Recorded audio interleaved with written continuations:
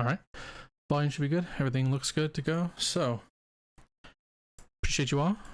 Looking forward to our new Saturday campaign that goes by the name of Dead Waters. So, as a preface to this campaign, to give a bit of details about what we may be looking to endure as the sessions roll on.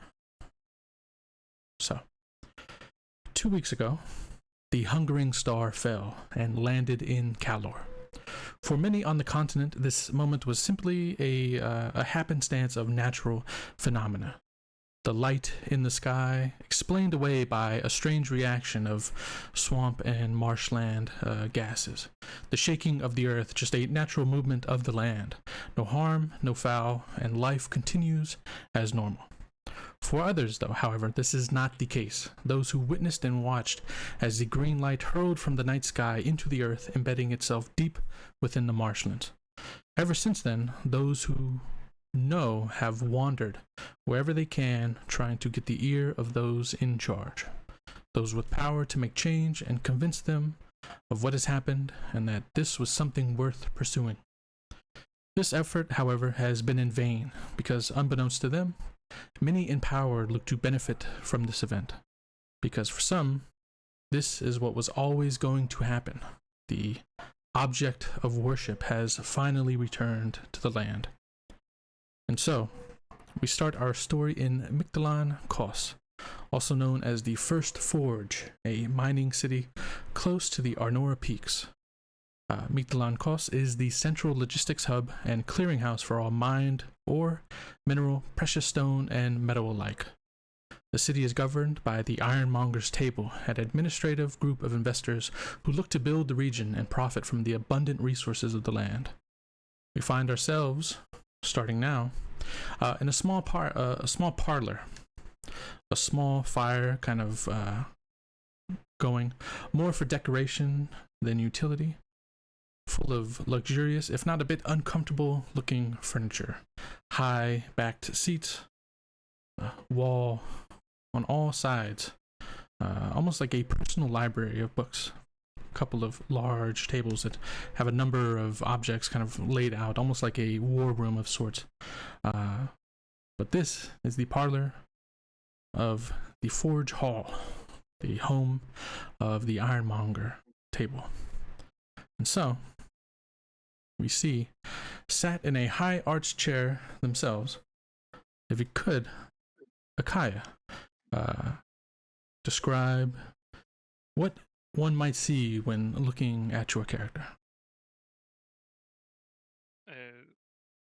So, my character's dressed entirely in black, head to toe, with a fully functional plague mask.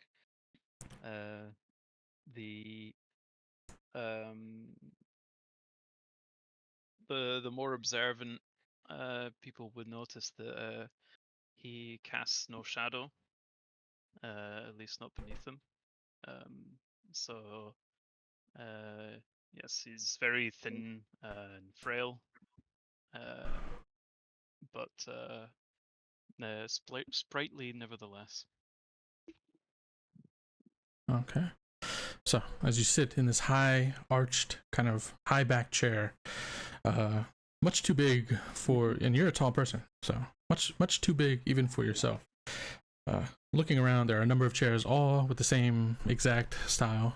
Sitting across from you, you would see a gaunt, tanned skin half-elf with a scarred and pockmarked face. The tan on the skin, almost like somebody who's, essentially kept their face looking right into the forge, right? His days of manning the forge kind of left him with like this constant burn, almost like sunburn across his face. Seated here is Kadmao Tesh, the first chair of the Ironmonger's Table. You, however, have made your way here, having been met in the street by one by the name of Ekros, a forge warden of the Ironmonger's Table. they kind of seeing you in this get up, amused basically by your by the way you're dressed, and they kind of would have struck up a conversation with you in the streets, and it would have just kind of slowly somehow turned into this, being invited back to the forge hall, for drinks of some sort. And so, as you sit, the pockmarked half elf sitting across from you, the first chair himself, is kind of laughing. One of the others, Nikos, is pouring drinks for the rest of you. A dark liquid in these crystal kind of clear looking glasses. And as they're kind of getting the drinks ready, Kaimaltesh is kind of laughing at the most recent thing that you've kind of said, speaking about how you've come here, what you're looking for, the dream that you had, and things of this nature. And he's kind of laughing at it, not in a rude way, not like, laughing at you as a person, but kind of laughing at the situation itself. And he kind of leans back in his chair, and he kind of looks to you, a bit of incredulous look on his face. You truly came here because of a dream that you had? Yes, the dream was very, very vivid. It called to me. I have no ties, so I came. I came to investigate. Interesting. Very interesting. This is something I've heard a number of times now, and I guess it's starting to get to the point where I can't ignore it as much as I would have. One doesn't see one like yourself around this area very often, so it comes as a major surprise that one like yourself would be speaking of these things. Yes. Go ahead. I wished only to thank you for taking me in, as I am not from this continent. I got very lost in finding the Hungry Star. So yes, thank you for your providence, despite my bizarre appearance. Yes, well, yeah, as it is. And the other one that you kind of met in the street, Nikos, would kind of come across and pass out drinks. And Cadmel kind of take his and kind of take a long sip before, basically drinking about half of it in one go before kind of setting it down to the side. What do you think then? I mean, if you're here already, you seem to have a mind for adventure and investigation. I guess now at this point, surely we have to see if there's something wrong or the other. I'm sure the Ironmongers, we could put out the call, get a few more, adventurous types such as yourself, those who don't mind, traversing through the swamps a little bit in search of something, and maybe we can back an expedition out into the marshlands. How would you feel about leading something like that? He kind of leans in, almost like putting his elbows on his knees, right? It feels like the natural next step to my expedition. Very nice. I would be happy to lead an investigation into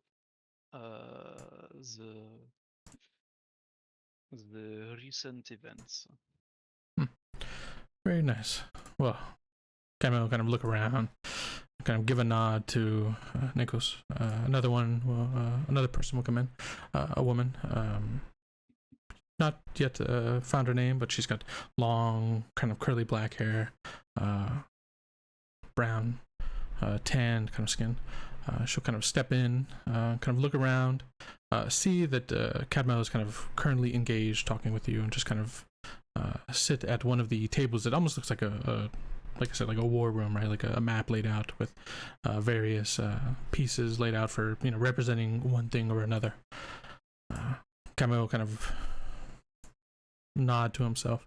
Well, that's good then. I cannot see any issues. Then we shall, you know, as early as tomorrow, I think, get a number of adventurers in, you know, judge them, see if they are, you know, worthy of this trip. And don't worry, he kind of leans in, an attempt to kind of assure you in this moment. The table will have your health and security as the utmost importance. I hope you know that. I can assure you of that, actually. You know, there's been word of some strange things, and like all areas of the world, the more wild lands are, well, not fully under control, and I can't say supremely safe, but at the very least, you won't have.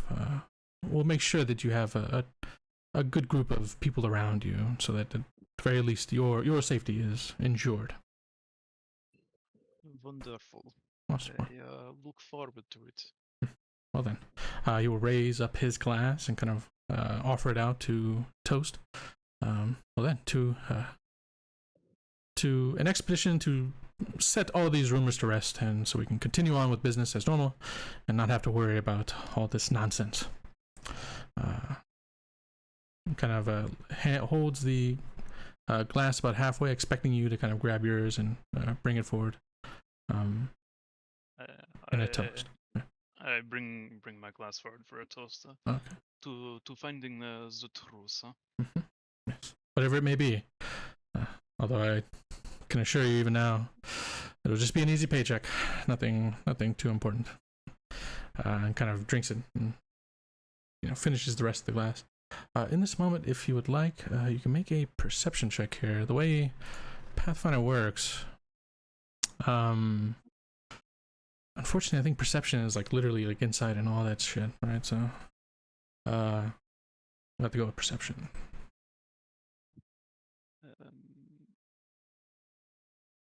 If I can find it in. Oh yeah. I think it's like directly to the left on your character sheet. So if you open up your character sheet, should be to the left. You should see like a little eyeball with a line through it. Yeah. Yeah.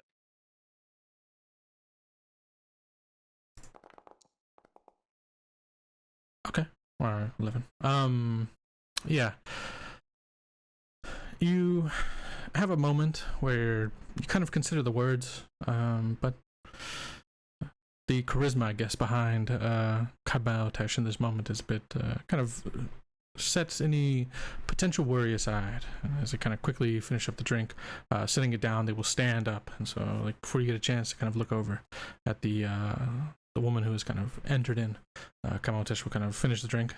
Well, then I must leave you with Nekos, who can set you up a room or some sort of lodging. He'll be fine. And then we shall see in the morning, and see what we can do about getting this expedition underway. Unfortunately, I have other business that concerns me, and so I will have to deal with that for the time being. So I wish you a good evening, and I thank you for your presence. Without it, I'm not sure that I would be authorizing such an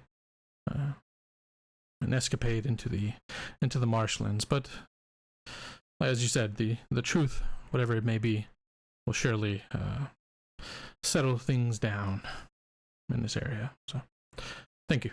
When you kind of reach out and look to shake your hand. Shake his hand.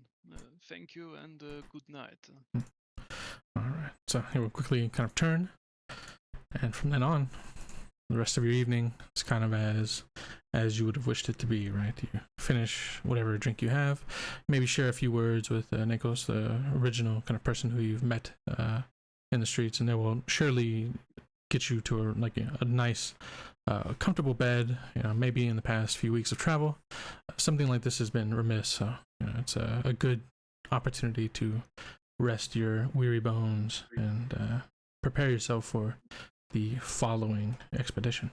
So, you rest for the evening.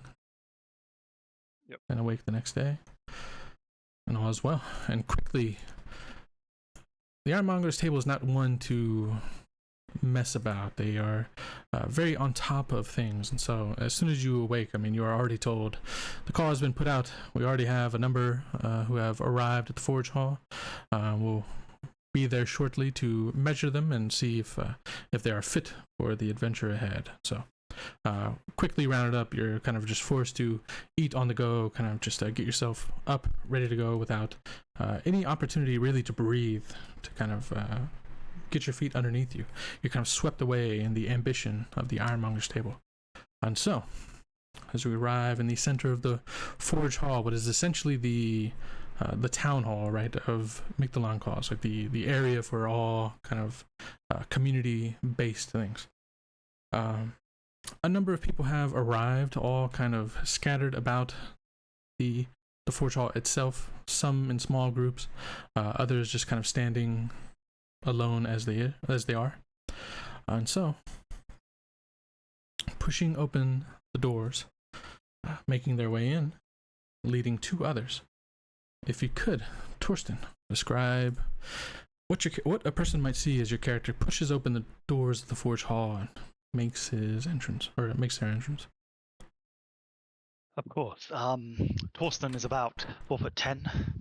He's about average height for a dwarf. He appears perhaps to be the eldest member of this group. He's, again, even if one accounts for the difference in age between humans and dwarfs, he's got white hair, a big, full, bushy beard.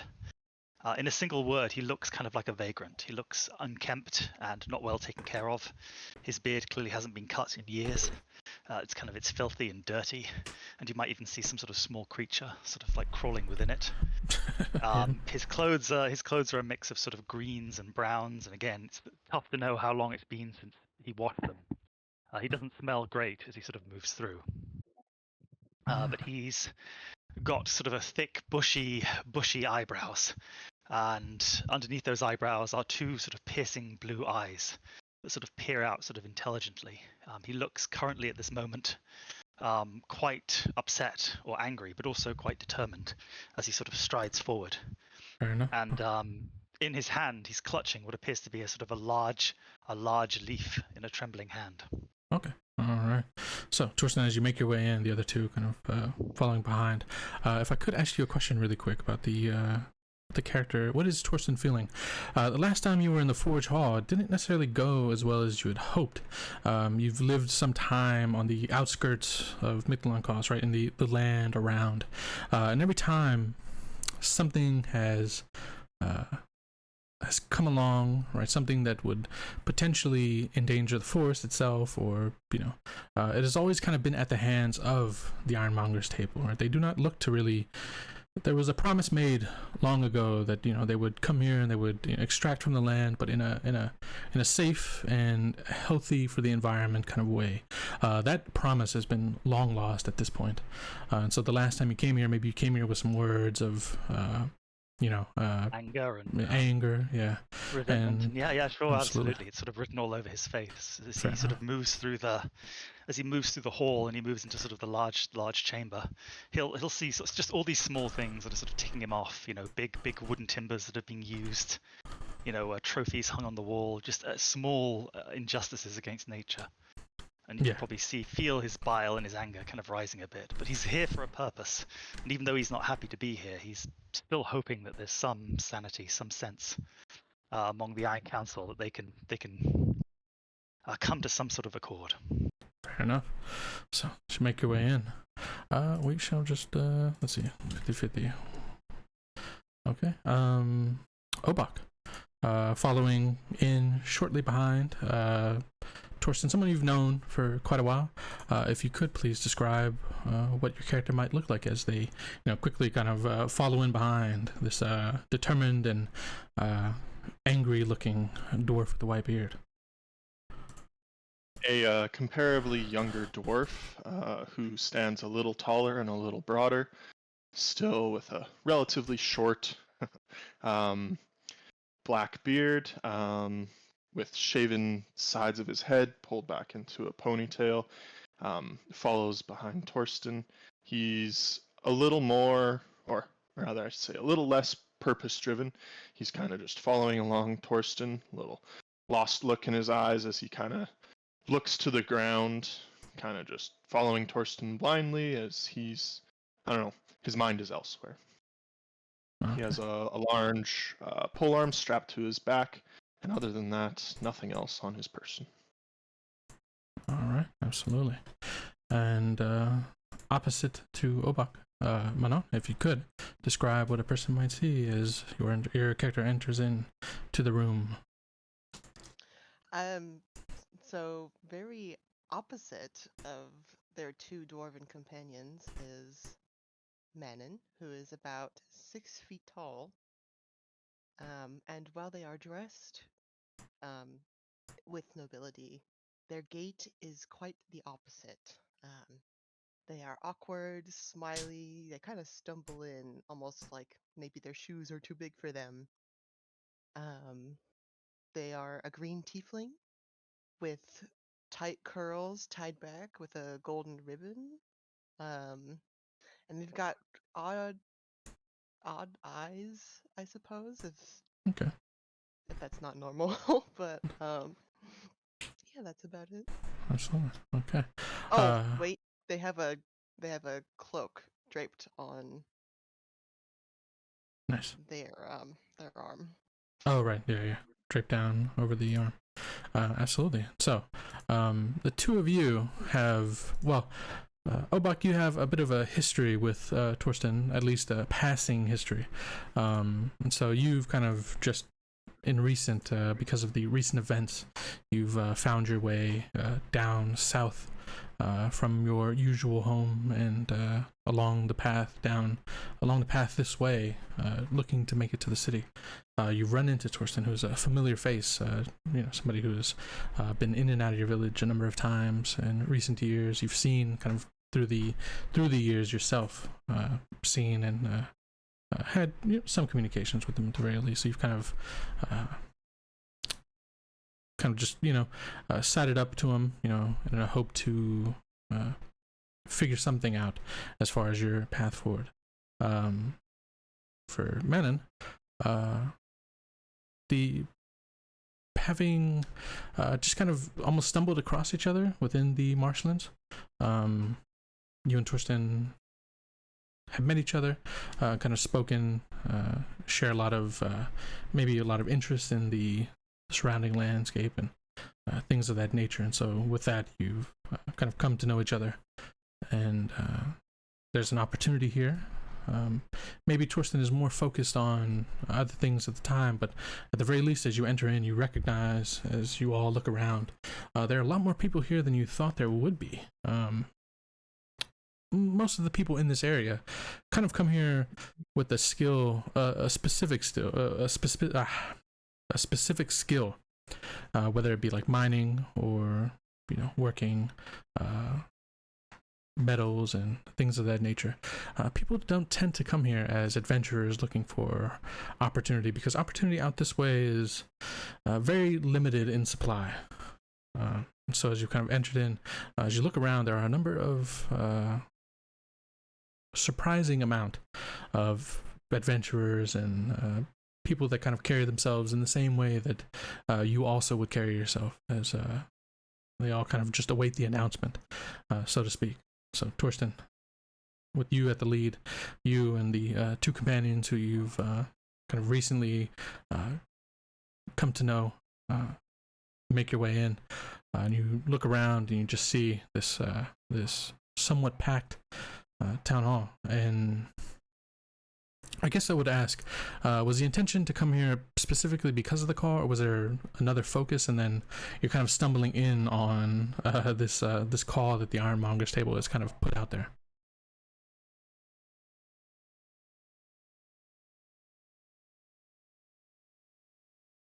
This would be for Torsten, I should say.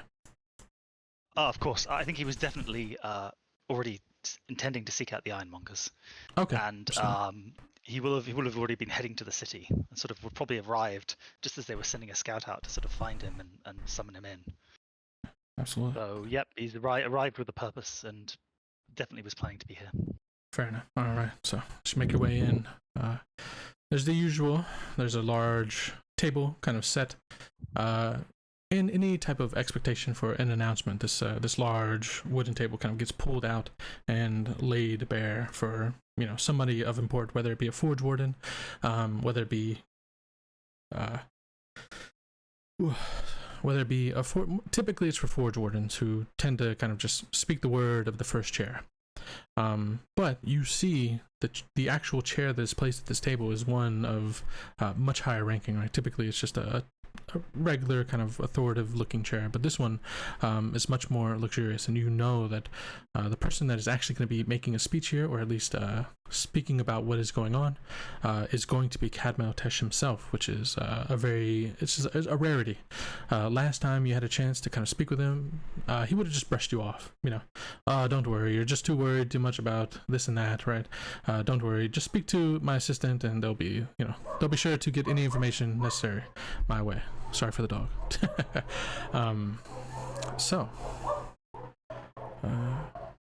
Jesus Christ. The neighbors love to choose a perfect time to walk their massive dogs. And they go fucking crazy every single time they do this, so sorry. Yeah, yes. The fucking... Okay, perfect. For me, they're super loud, but if they're not coming across the mic too heavy, then there's a dog barking in the street outside. Yeah. All right, perfect. Okay. All right. So, last but not least, already here, maybe leaned up against one of the large pillars that support the roof of the forge hall. If you could, please. Sorry, I want to make sure I said right. Annister, is that right? That's correct. Okay, Annister. If you could describe what somebody may see when they see your character as you stand leaned up against the stone pillar. Just a tall, lean elf. A little bit older. Not too old, but he's definitely not a young elf either. Kind of lean, has leather armor on that's been dyed a dark blue with gold accents on him, and he carries on his left side a rapier. His right side has a short sword on it. You notice that he's just casually looking around, observing the room, very quiet, and just seems to be watching people and not staring at them, just looking at individuals, kind of sizing them up high, and then just moving on to the next person. Somebody looks inquisitive. Absolutely. If you could, roll me a perception check then. As you stand, kind of people watching, observing the room, seeing who or what might be somebody of note. All right, we love rolling sevens. All right, so I have a plus 6 to it. So. Yeah. All right, so a 13 total. Not bad. I mean, nobody here is really trying to hide what they are, right? The more brave, or I guess you could say arrogant of the few, are kind of stand out, chest out, right? Trying to make themselves look tall and important, right? They've got plate armor. But there are a few others who are kind of more shied away, maybe to the shadows, maybe you could see like a few who certainly look like they know what they're doing, and they seem to be trying to put themselves in a place that is unobserved, right? They would almost prefer it to not be seen at all, but you do see them, right? You get a kind of quick glimpse. So I guess you could say the room is a strange mix of, boisterous and overconfident, and others who, hard to tell, but at the very least seem to have something that they would like to keep private in this moment. So as you kind of look around, you would see, as described, Torsten, Manon, and Obak, these three figures kind of push their way in, and as you kind of look over, maybe getting a chance to kind of judge what this long white-bearded dwarf might be about. It is at that moment where somebody will kind of enter into the room and quickly kind of clap their hands twice, a loud cracking sound, unnatural, of just, skin on skin clapping. It kind of pierces through the air, echoes on the stone of the room, and Akai, the person you would know as Nikos, would kind of step forward and just kind of stand there for a moment, almost like a herald as they speak out. Kadmaotesh of the first chair of the Ironmonger's table. And with that, this strange kind of energy in the room kind of settles in. Some people kind of fully turn, kind of crossing their arms to kind of witness this moment. Some of the figures that you saw previously, Annister, the ones that are trying to maybe hide away a bit, will start to kind of move in. What looks to be like maybe trying to get better position, right? A better spot to kind of, maybe an open spot between them and Kadmaotesh. In any case, as people kind of recognize the entrance, the figure, as previously described, the pockmarked skin, the tan from the burning of looking into the forge master himself, Kadmaotesh, will kind of step forward. Nikos will kind of quickly cross the room just to pull back the chair and allow Kadmaotesh to kind of sit down, and then kind of scoot it back in, and he'll kind of sit there for a few moments in this awkward silence as he just kind of sits there. He crosses his hands, he kind of lays them on top of the table, and he just kind of sits there for a moment, unspeaking, unmoving, just kind of briefly scanning the room in front of him. And it gets to the point where someone's like, what the fuck is going on here, right? Like, everybody, I would say all five of you, really, right? All five of you get that, like, feeling like, okay, like, this is when you talk, right? But it still stays there for that moment. And then finally, you hear them breathe in. So, you've all been called here. The Ironmonger's table is set to fund forward an expedition into the marshlands. I am surprised by the number that I see here before me now. Not long ago, whenever the Ironmonger's table would put out a word, we would get, one or two. It is interesting to see that we have so many here now. And as he scans the room, Kadmao will stop his eyes directly on you, Torsten, right? And kind of stops mid-talking, kind of recognizing that you're there, looks at you for a moment, and then kind of quickly kind of switches back into gear. So, you all know the mission at hand. Of course, the Ironmonger's table would not guarantee your safety in the marshlands, but as you know, or maybe don't know, but we'll come to learn now, should you fall in the pursuit of the request given here, of course, a sum would be granted to those who you wish to have in your name.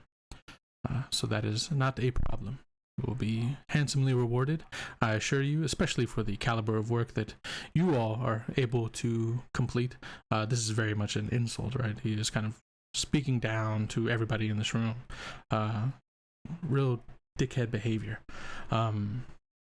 But some people, that is completely lost on them. They kind of agree to his words, like, yeah, exactly, like, handsomely rewarded.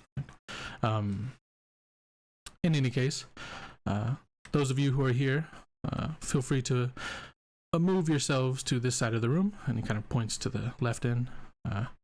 Those of you who have other things on mind, and he comes back to you, Torsten, you may see yourself out, or stand aside, as there is much business to do. And so, Business to do? There's an emergency here. Look, stop blabbling on about this and that, and take a look at this. And he'll take his big leaf, and he'll slap it down on the table with aplomb. You asked me for definitive proof, and here it is. Something is desperately wrong in the swamps. Kadmo looks a bit bothered by this. He'll just kind of take a look at the leaf and then kind of look over at Nikos and kind of motion with a hand for them to get involved and kind of deal with it. Nikos will kind of step forward. Come on, Torsten. We all know what's going on Look, here. It's fine. this is bracken leaf, and it's turning brown at this time of year. Bracken leaf. What are you doing? I'll sort of look incredulously. Well, I'm going to move a little bit closer to them while they're talking. He's got me curious. okay, yeah, you kind of take a few steps in closer as well. Does anybody else do anything in this moment, real quick, as these kind of a passionate exchange of words begins to happen? Men is just kind of still got their smile, just kind of listening. Obok stands behind Torsten, kind of raising his eyebrows a little bit at the sudden outburst of passion from his acquaintance, and will kind of like tense up a bit as this other individual moves in on Cadmil's motioning of his hand. Yeah, Nikos is not somebody of great. They don't project an air of power, I guess I could say, right? They don't concern you as they kind of step forward. This is like a lowly servant, right? This is somebody who is essentially the personal assistant of Cadmil, right? So they're just like, hey, can we calm it down? Can we, relax here? That's all they're trying to do in this moment. So they're not looking like they're about to come in and like, stab Torsten in the chest or anything crazy like that, right? But so, Nikos will kind of step forward, and then Cadmil will say, oh, okay. Kind of, you can see Cadmil just trying to keep his composure. You can tell that he wants to erupt. Torsten, you've had moments, you've spoken with Cadmil, and you've seen the loss of control over anger, right? How loud and unbecoming of his status he can, be, especially in these situations. And so he'll take like a deep breath, like forcibly kind of grounding himself, and then he'll look at you from across the table. Torsten, you know what your problem is. You simply just want to step in the way of progress. This is something I would not be surprised if you yourself had a hand in crafting this, just to come over here and just to try to disturb the wondrous improvements we've made to the region and the prosperity of Mictlancost. That's all you're looking to do. You're just looking to step in the way of progress. When are you going to just understand that? Torsten will go red in the face, and he'll sort of say, "Progress, progress. Is that what we call it when a mole rat sticks his head in the ground to try and escape a predator? I warned you about this, Calme. I warned you not to neglect the nature, the foundation of this land." And he'll take the bracken leaf and he'll sort of throw it angrily at him. This could have been prevented if you had listened to me, but you never listen, do you?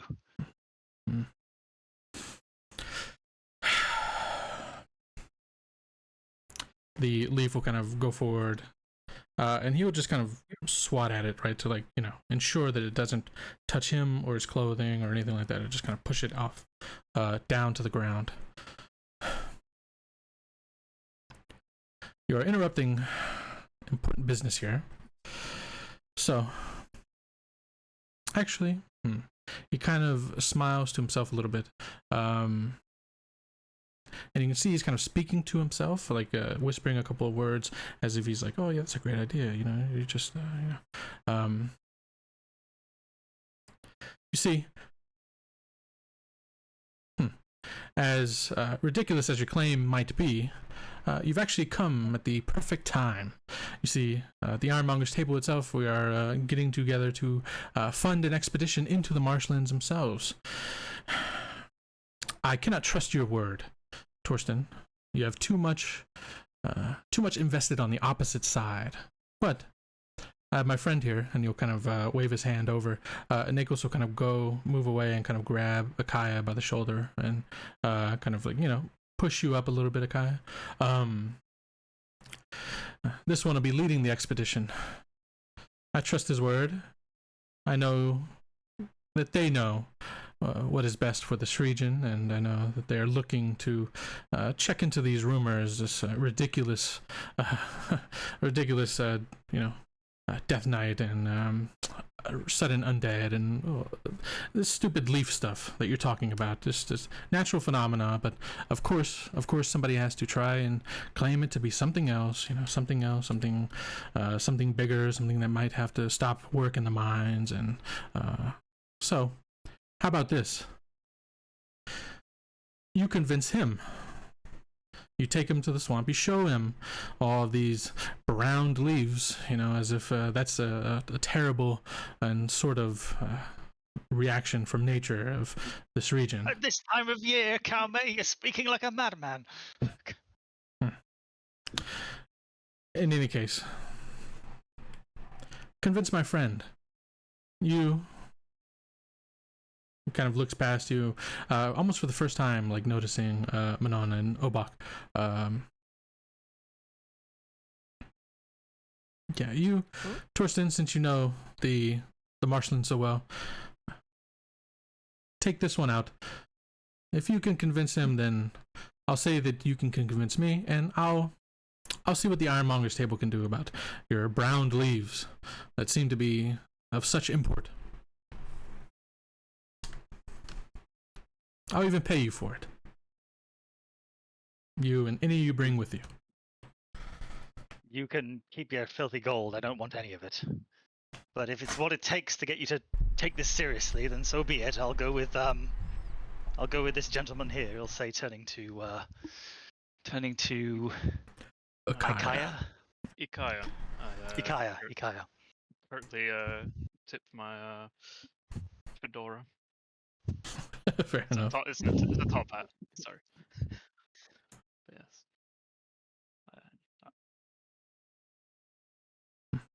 Yes. Well, I'll step forward while he's doing that, and then I'll say, if you don't want the coin, I'll take it and be glad to assist you in this endeavor.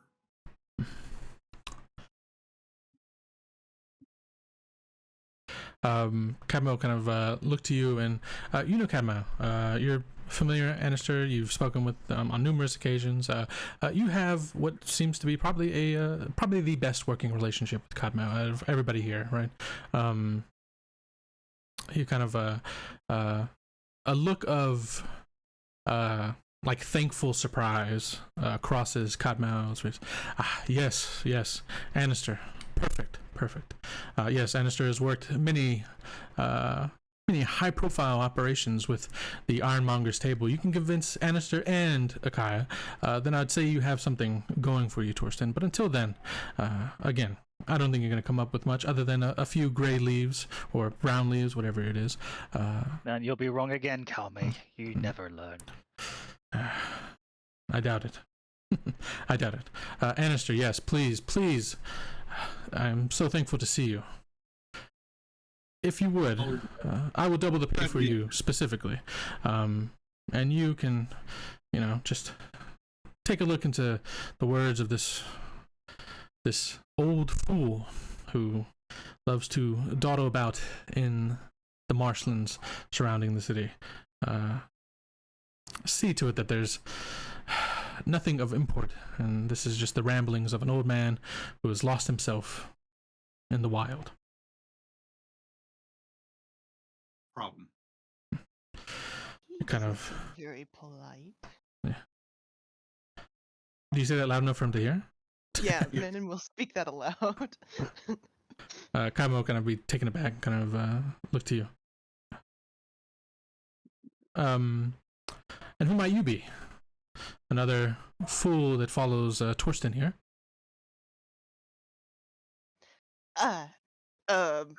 Menon will instantly turn a darker shade of green, as though they didn't realize they said that out loud. Just an adventurer. Yes, well, if Torsten is the likes of which you find yourself accompanying, then I do not see your adventuring career lasting quite long. What about you, little one? And he kind of looks to you, Obak, saying little one as an obvious insult, because you are dwarvish. Yours is cousin or son, even. Is this your father? Obak will look up at him, just kind of say nothing, maybe grunt. Well, that's a dwarf that knows how to keep his words to himself. Perfect, then. You five will accompany each other. Anister, thank you so much. Akaya, pleasure to meet you as well. I'm sorry that, these three are the ones that you have been saddled up with, but I think they will be extra motivated with returning with the truth, and as such, with yourself. So I shall see to it that this expedition will come back fruitful. perfect. Well, Nikos, we must get busy with the other groups. These five have seemingly come into their own, and so, Torsten, this will be the last time this comes back unfruitful. This comes back another one of your crazy hunches that goes nowhere. Then I. It's due to you that they go nowhere. I'm not mad, not yet. Just prepare a plate so you can eat your words, Kame. I know my swamp, and I know when something's wrong. You'll see. Yes. Well, you tell yourself that. In any case, that swamp will be the final resting spot for yourself. Because if this goes nowhere, if this has no merit to it, I'm telling you, this will be the last time you step foot into this city. I promise you that.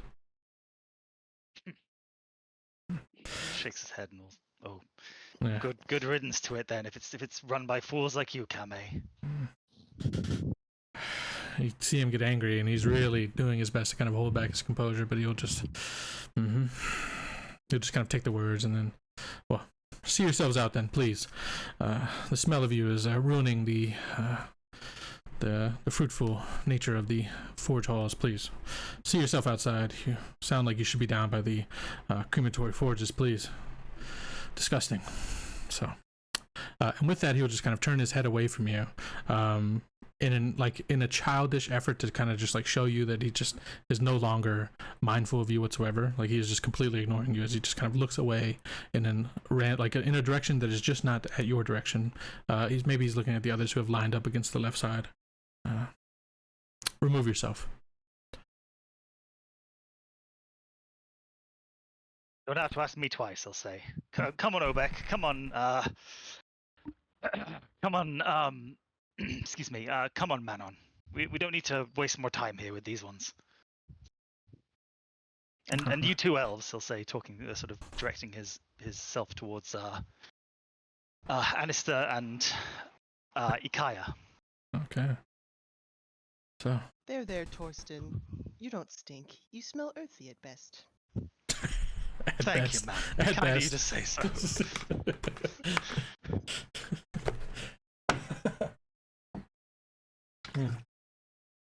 Anister will kind of smile and chuckle a little bit and follow him out. Alright, so the five of you turn. Torsten maybe angrily kind of leading the way as you swing open the heavy doors of the forge hall, and all five of you kind of make your way out into the sunlight, standing at the top of the steps of the forge hall, kind of looking down into the city. It's hard to call it a city. It's more of like an industrial kind of encampment more than anything. Everything here is of industry, right? Everything, you can see smokestacks all across the city. This is like full on, every building here that you can see currently is probably not residential, right? It's all got purpose. There are residential scattered throughout, but for the most part, the majority of buildings here are for work. So yeah, black kind of smokestacks all through the air.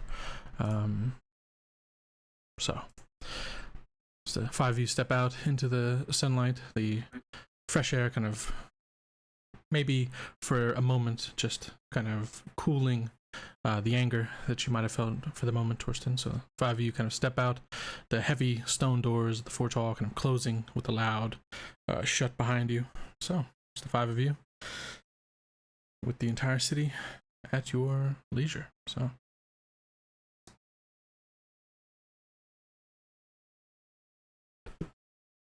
Well, this is awkward. Nice to meet you all.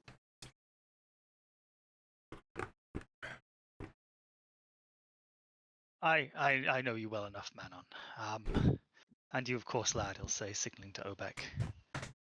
Well, we should clear the air, and Torsten will turn towards Anistar and Nikaya and say, look, I don't hold anything against you for working for that damn fool Kaume, all right? I understand you're just trying to put some gold pieces in your pocket.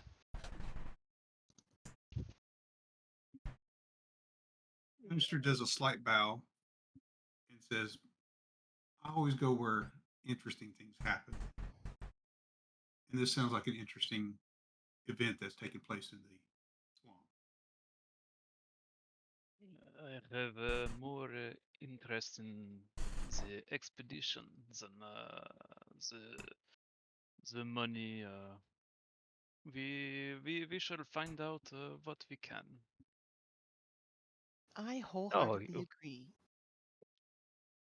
I was going to say you are an archaeologist. You'll get along with with Manon over here. I suspect then. I am not an archaeologist, but I have an interest in the strange happenings that have been going on. I was called here, and I shall find out.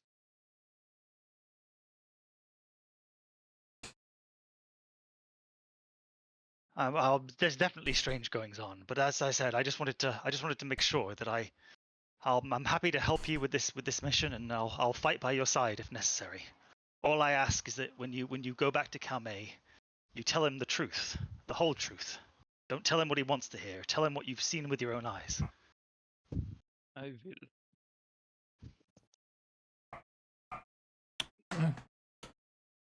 Does that go for you too? He'll say, looking towards Anister. Yes, I'll only present the facts.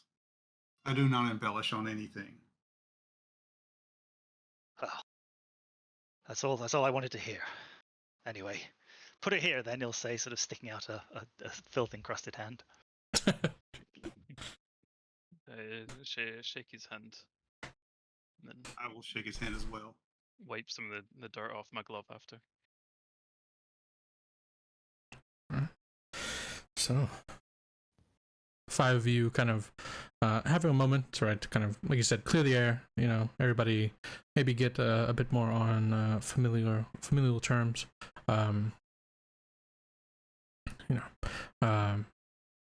With the word of kind of, ensuring that you're not going to come back and essentially tell lies, so to speak. And so, with that in mind, as the 5 of you kind of stand there, look around, the city itself is definitely in high sway. There are a number of carts, wagons here and there, going all around, busy. This is not a place for idle chit chat, right? People tend to not even, even at a glance, like, people tend to not even talk in the streets. It's almost like a few shared words in passing, but business has to continue on as normal. For this, Torsten, this is probably much of a lot of the things I guess you hate about the city in the first place, right? This never-ending stopping, right? This just constant roil of noise, sound, and movement, and so Pollution as the black smoke sort of pours into the sky. Yeah, absolutely. So, looking around, if you could all give me a perception check here, this will go for all 5 of you. Just before you kind of take the first steps descending the forge hall in whatever direction you choose from here. Open or secret? Open. Yeah.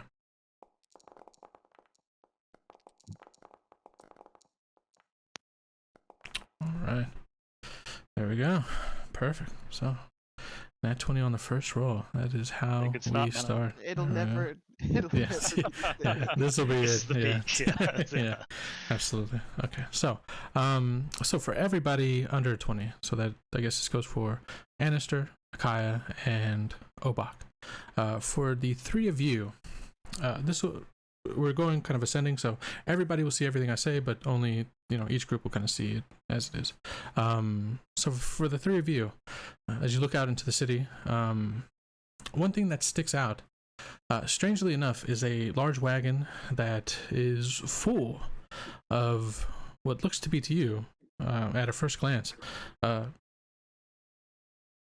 corpses, bodies, just piled high, right? Like, it has to be something like 20, maybe 30, and they're just kind of being wheeled across as if it's everyday normal. There's not even a tarp over the cross to kind of over the top to kind of hide what you're seeing. It is just 5 bodies, or not 5 bodies, but a pile of bodies, and they're just kind of being, even the driver seems to be pretty casual about it, kind of whistling and dragging the wagon along, and off you can see that they're heading in the direction where you do not see the typical smoke.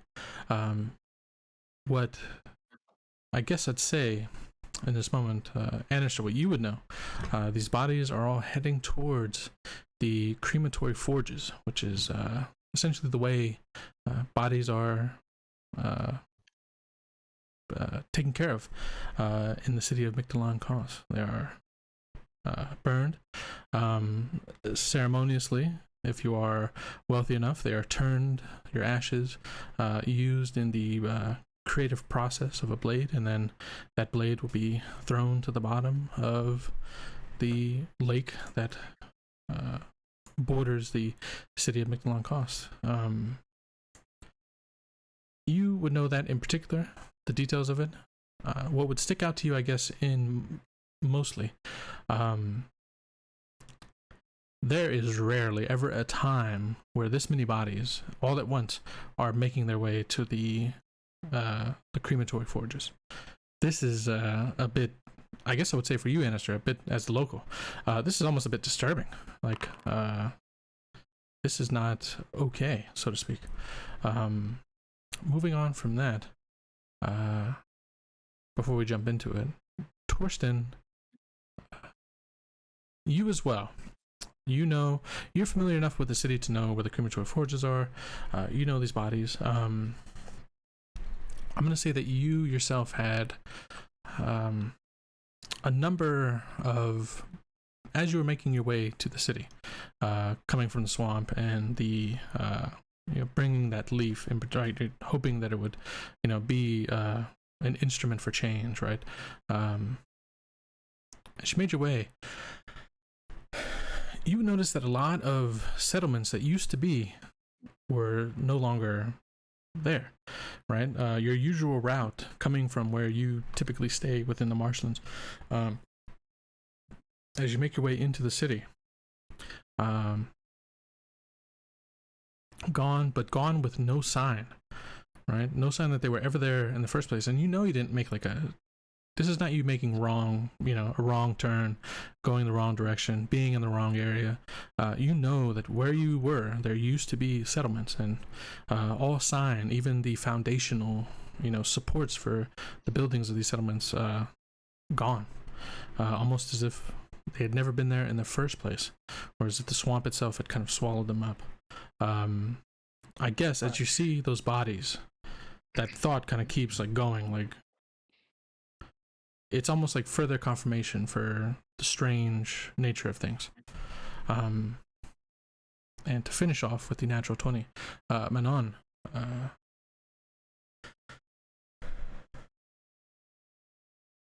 Yes.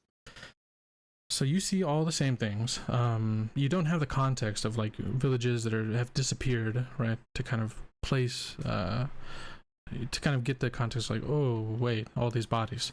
But It what does you make me visibly ill at the sight, however. For sure, yeah. So, despite being visibly ill, with that natural 20, you see a figure who, for whatever reason, and you've noticed this. We'll say you've noticed this ever since you stepped out of the forge hall. There's a figure wearing a large kind of dark cloak that is obscuring most of their features, but they are standing across the square.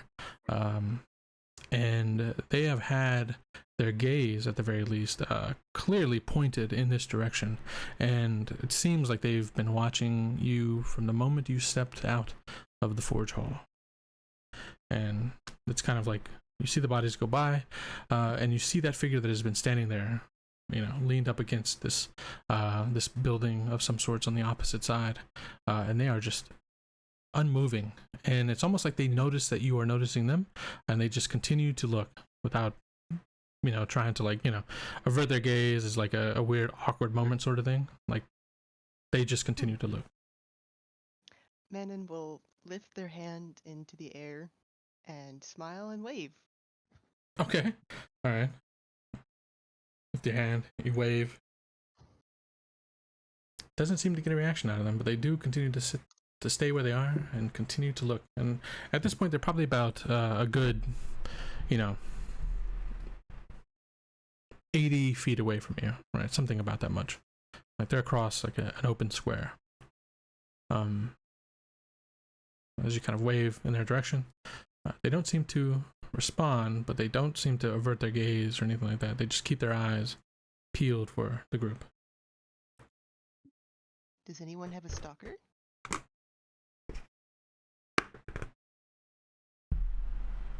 So, the rest of you have seen Menon, where I kind of lift their hand and wave in this direction, kind of randomly, seemingly greeting a friend, and then offering up. Does anybody have a stalker? GM, do we all see what Manon sees? Can we sort of follow their gaze and spot the person? 100%. Yeah. Sorry, yeah. As Manon kind of like points them out, right, or questions, and also keeps their eyes like in that direction. The figure, you see them standing there, just watching, unmoving. And even now, as all of you kind of turn your gaze to kind of meet theirs, they don't do anything. They don't do anything, but they don't stop. I take it I don't recognize the figure. No, yeah. I would say none of you recognize the figure as they stand there. So Annister is focusing on the wagons that come by with the bodies. He's more focused on that than he's anything else at the moment. Yeah. I kind of look at the group and said, "Give me a couple minutes. I want to do something." And I try to stop one of the carts. Okay. Drivers of the car. Absolutely. Yeah, you kind of quickly dash down the steps of the forge hall out into the roadway and kind of step out, looking to hail the attention of one of the wagon. Right, and yeah, absolutely. They'll kind of stop and kind of slow the horses down. They'll kind of lean, this random kind of thin figure that's just kind of leading the horses will kind of lean out. What is it I can help you with? Do you have an unfortunate soul that must be added to the pile? No, unfortunately, I do not. We're fortunate. But the name's Annister Dartington. I'm an investigator. Do you mind if I stop you for a few minutes? I'm just curious about the condition of these folks. It kind of concerns me, if you don't mind. He kind of looks around a bit to kind of see if anybody's watching. Sure. I mean, you'll kind of lean in. You're not looking to buy one of these bodies, are you? No, not at this time. Okay. But I will pay you 2 silver for your time because I know I'm dipping into your schedule. Fair enough then. Yes. If you need to take a look, sure. I mean, they're dead, but they're there. I'm going to use my forensic skill, my forensics acumen. It takes 5 minutes for me to do this, but I'm going to do basically a medicine check. I'm going to look over the body to kind of get an idea of what happened to them. See if I can get a understanding. Okay, fair enough. Absolutely. So this is your forensic medicine, forensic acumen, right? Yeah. You're in, let's see. You perform a forensic examination on the body as described under the medicine skill in half the normal time it would take. Okay, perfect. I'm assuming a medicine check. Yeah. Go ahead and let's run with. Yep. Okay. Yeah, with the 15, absolutely. You definitely succeed. Yeah, so you jump up into the back of the wagon and, kind of not being rude about it, right? But you kind of like gingerly start to move the bodies to kind of get a feel for what has happened to them. It's a bit strange. All of them. So there are various wounds on each of the bodies.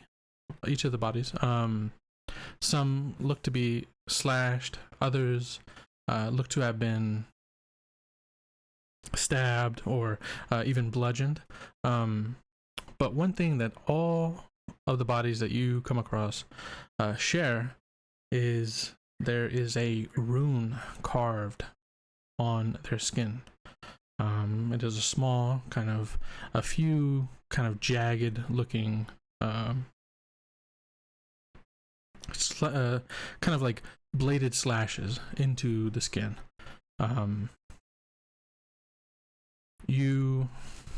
I guess so, because you succeeded, I think it gives you a bonus to following up with it.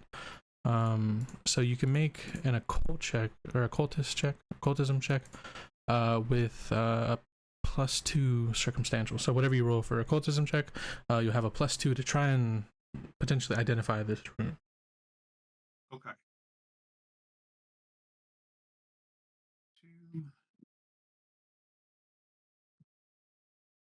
I did that right. Indeed you did, I believe. Let's see. So we rolled a 19. Let's see. Intelligence bonus of 4. So actually it's a 29, right? Yeah, because you rolled a 19 with an 18. Yeah, so it's a 29 total with the +2. Wow, big I already check. added the +2 in there. If you did that 2 + 1, if I did that right. Yeah. I don't think it added it, if I'm not mistaken, right? Yeah, because 19 plus. Oh no! What it added? It added a 1, so it's a 28 rather than a 27. Yeah. Okay. There we go. Because it's a 4, 7, and then 8. Okay. All right. So it's a 28 instead of 27. Still. Man. So this is with the 28 total. It's a success. It's almost a critical success. So as you take a look at this rune, I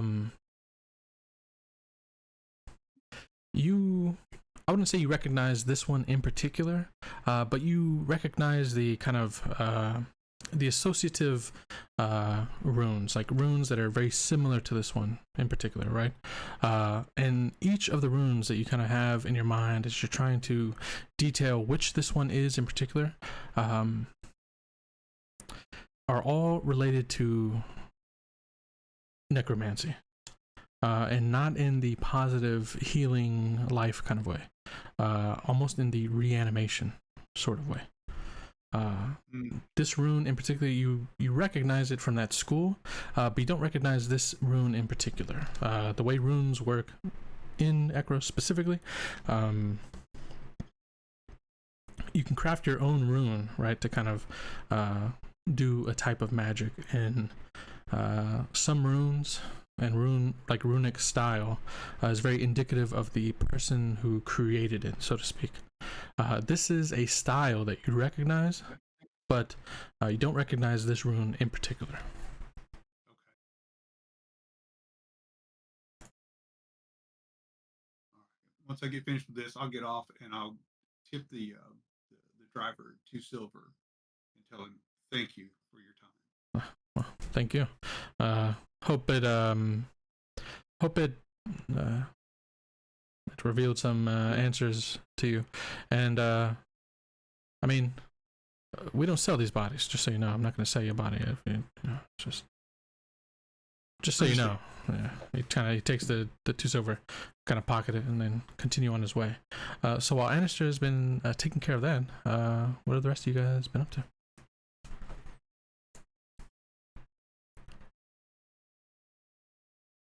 Did we Us notice?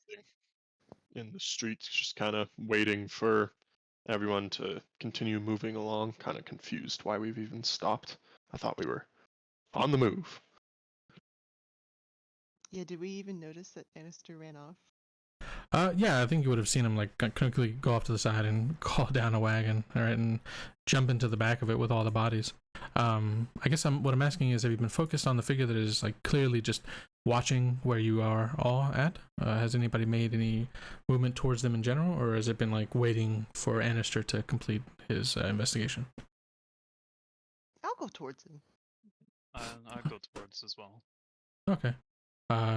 So the two of you kind of make your way down the steps and start to walk across the square towards this person. Anister's kind of jumped into the back wagon at this point, right? Already kind of getting things going there. When you get about halfway across the square, the figure that has been watching you will kind of quickly turn and start to walk away from you. They're back to you, right? They recognize that you're approaching them, and they'll just kind of quickly walk, turn, and start to make their way, down one of the roads.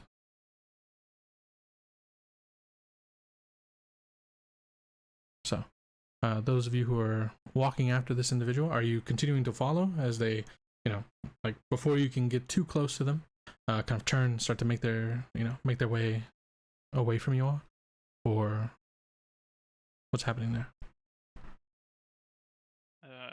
Follow some more, but not so far that I lose sight of the rest of the group. Okay, yeah, so you continue to follow behind as they continue to make their way. Yeah, and they continue on before just at that line between like a bit too far, they kind of quickly turn and hustle their way down a side alley between two buildings. You're still about 40 feet away as they duck into the side alley. What are you looking to do? Going down the side alley will absolutely put you completely out of line of sight of the others and everything going on.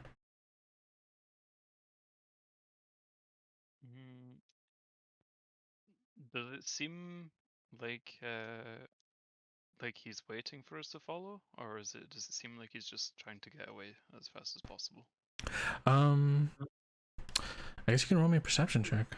Fuck, I kind of hate that there's not like an inside option in Pathfinder, but yeah, perception. Nice. It is hard. Yeah, you cannot tell if this person is like looking to get away from you, or if they're just kind of being coy and like wanting you to follow them, right? So yeah, Manon would have kept up with Akaya. okay, all right, yeah. So when you get to about that point as well, what are you thinking? They'll kind of speak up and be like, "Wow, this definitely looks like a trap." Now that you mention it, maybe we should rejoin the rest of the group. It is my second day here. I do not want to get lost again. I got lost on the way here. You too. So yeah, I go back to rejoin the group, but glance like over my shoulder to see if the figure reappears. Absolutely. Okay, so you turn and yeah, deciding you do not want to find yourself down a strange alley, right? In a city that you don't know, with a figure that's been a bit weird about the whole thing. So yeah, you turn, you're back to it, and you say, "Fuck this!" Right? Make your way back to the group. So as you do so, we'll say as you get right back to the group, that's when Annister is kind of finishing up the investigation with the bodies, kind of jumping down and rejoining. Menon, do you turn around as well, or do you continue? No, the thought's already gone. Yeah. I'm Okay. focused on other things like the architecture of the city, Fair the enough. dress of people around. Absolutely. All right. So no longer intrigued by this strange individual. You kind of turn and start to follow along with Akaya. So Torsten and Torsten. Or rather, I should say, Annister kind of approaches the whole group. All five of you kind of rejoin at the same time, right? Akaya and Manon kind of returning from down the way, and Annister finishing up with his investigation. I was just going to say, while this is going on, Obok and I were left alone, right? The two of us together. Yeah. Yeah, exactly. In which case, I think I'll just sort of tap on Obok's shoulder and sort of point out what I spotted before, like the settlement sort of disappearing back into the swamp. Oh, absolutely. And just sort of say, there was a settlement there, I'm sure.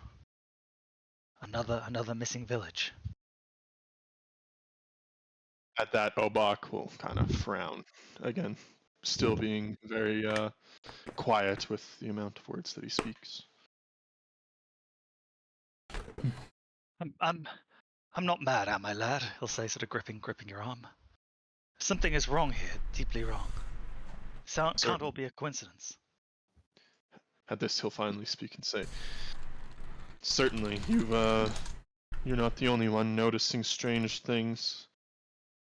Things were so peaceful for so long. What's happened to our swamp?" That damn fool, Calme. Why won't he ever listen? Damn him. What do you make of those two elves? They seem honest enough. Hopefully they can convey your message to him in a way that he'll actually receive. I hope to think that all the future of this swamp may rest on whether or not we can convince them of what's in front of our eyes. No point griping about it. Just have to get on with it.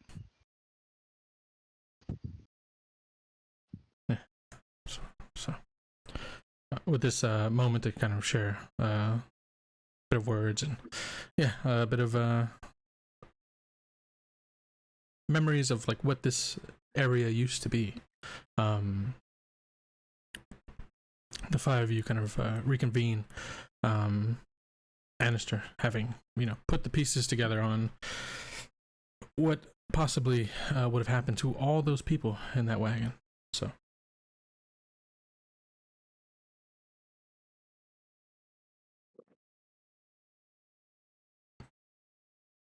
Now what?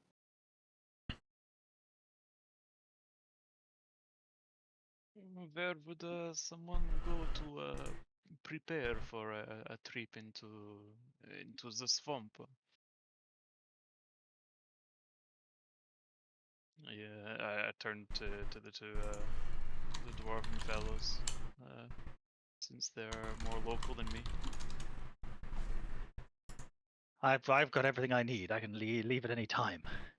If you need ointments for fly bites, or if you need to get rations, my friend Obek here can show you to certain shops and stores that'll stock whatever you need. Other than that, make sure you've got good quality boots. They'll be the first things to go. It gets wet this time of year. Yeah, and I will say a bit meta-wise, we can probably brush over like the quick preparation to heading out, and we can probably kind of like we'll say that you all have like the item specific that you need, unless there's like a specific item in particular that you're looking for that you currently don't have on your character sheet, that you would want to have or have the ability to even get before you leave the city. But if not, then the assumption could be that like basic ration type stuff, everything that's already on your character sheets will probably be like readily available. So you are, kind of just quickly knock that out, and we can start with the travel into the swamp itself. The only thing I would mention to the group is that unfortunately I don't have access to either tool. The funds at the moment I have are lacking enough to actually purchase it. Don't you worry your pretty head. I've got some right here. I'll say, patting his sack. I I've trouble got you some for money. 2. I just How need much 2 is it? gold. I have Oh. 3, but I'm 2 gold shy of buying a healer toolkit. I'll give you my gold. You need 2? 2, please. I've got 4. You can have 2. All right, thank you. All right, so Anastra, you're wanting to spend a little gold and get a hold of some healer's tools? Yes, please. All right, I'll drop it on your character sheet. Other than that, there we go. Perfect. Okay. Other than that, should be on your character sheet. Is there anything else in particular that you want to get done in the city before you make your way out into the surrounding areas? All right. So, you all quickly as a group kind of make your way. You get the healer's tools. You get a decent set of boots, right? Everything you would need for at least that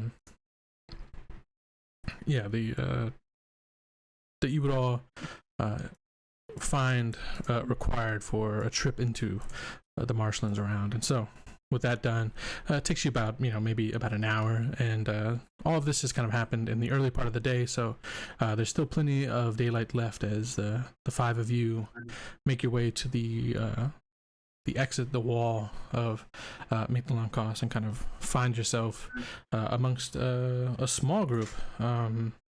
The amount of people coming into Mittelankoss is huge. There's a line at the gates that stretches down the road for quite a while. But the people that are leaving, on the opposite side, there are not a lot of people on their way out.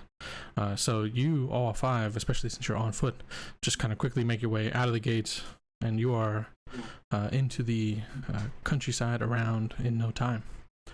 And so, as we pass the group, can I just sort of turn to Obek and say, "More refugees"? Yeah.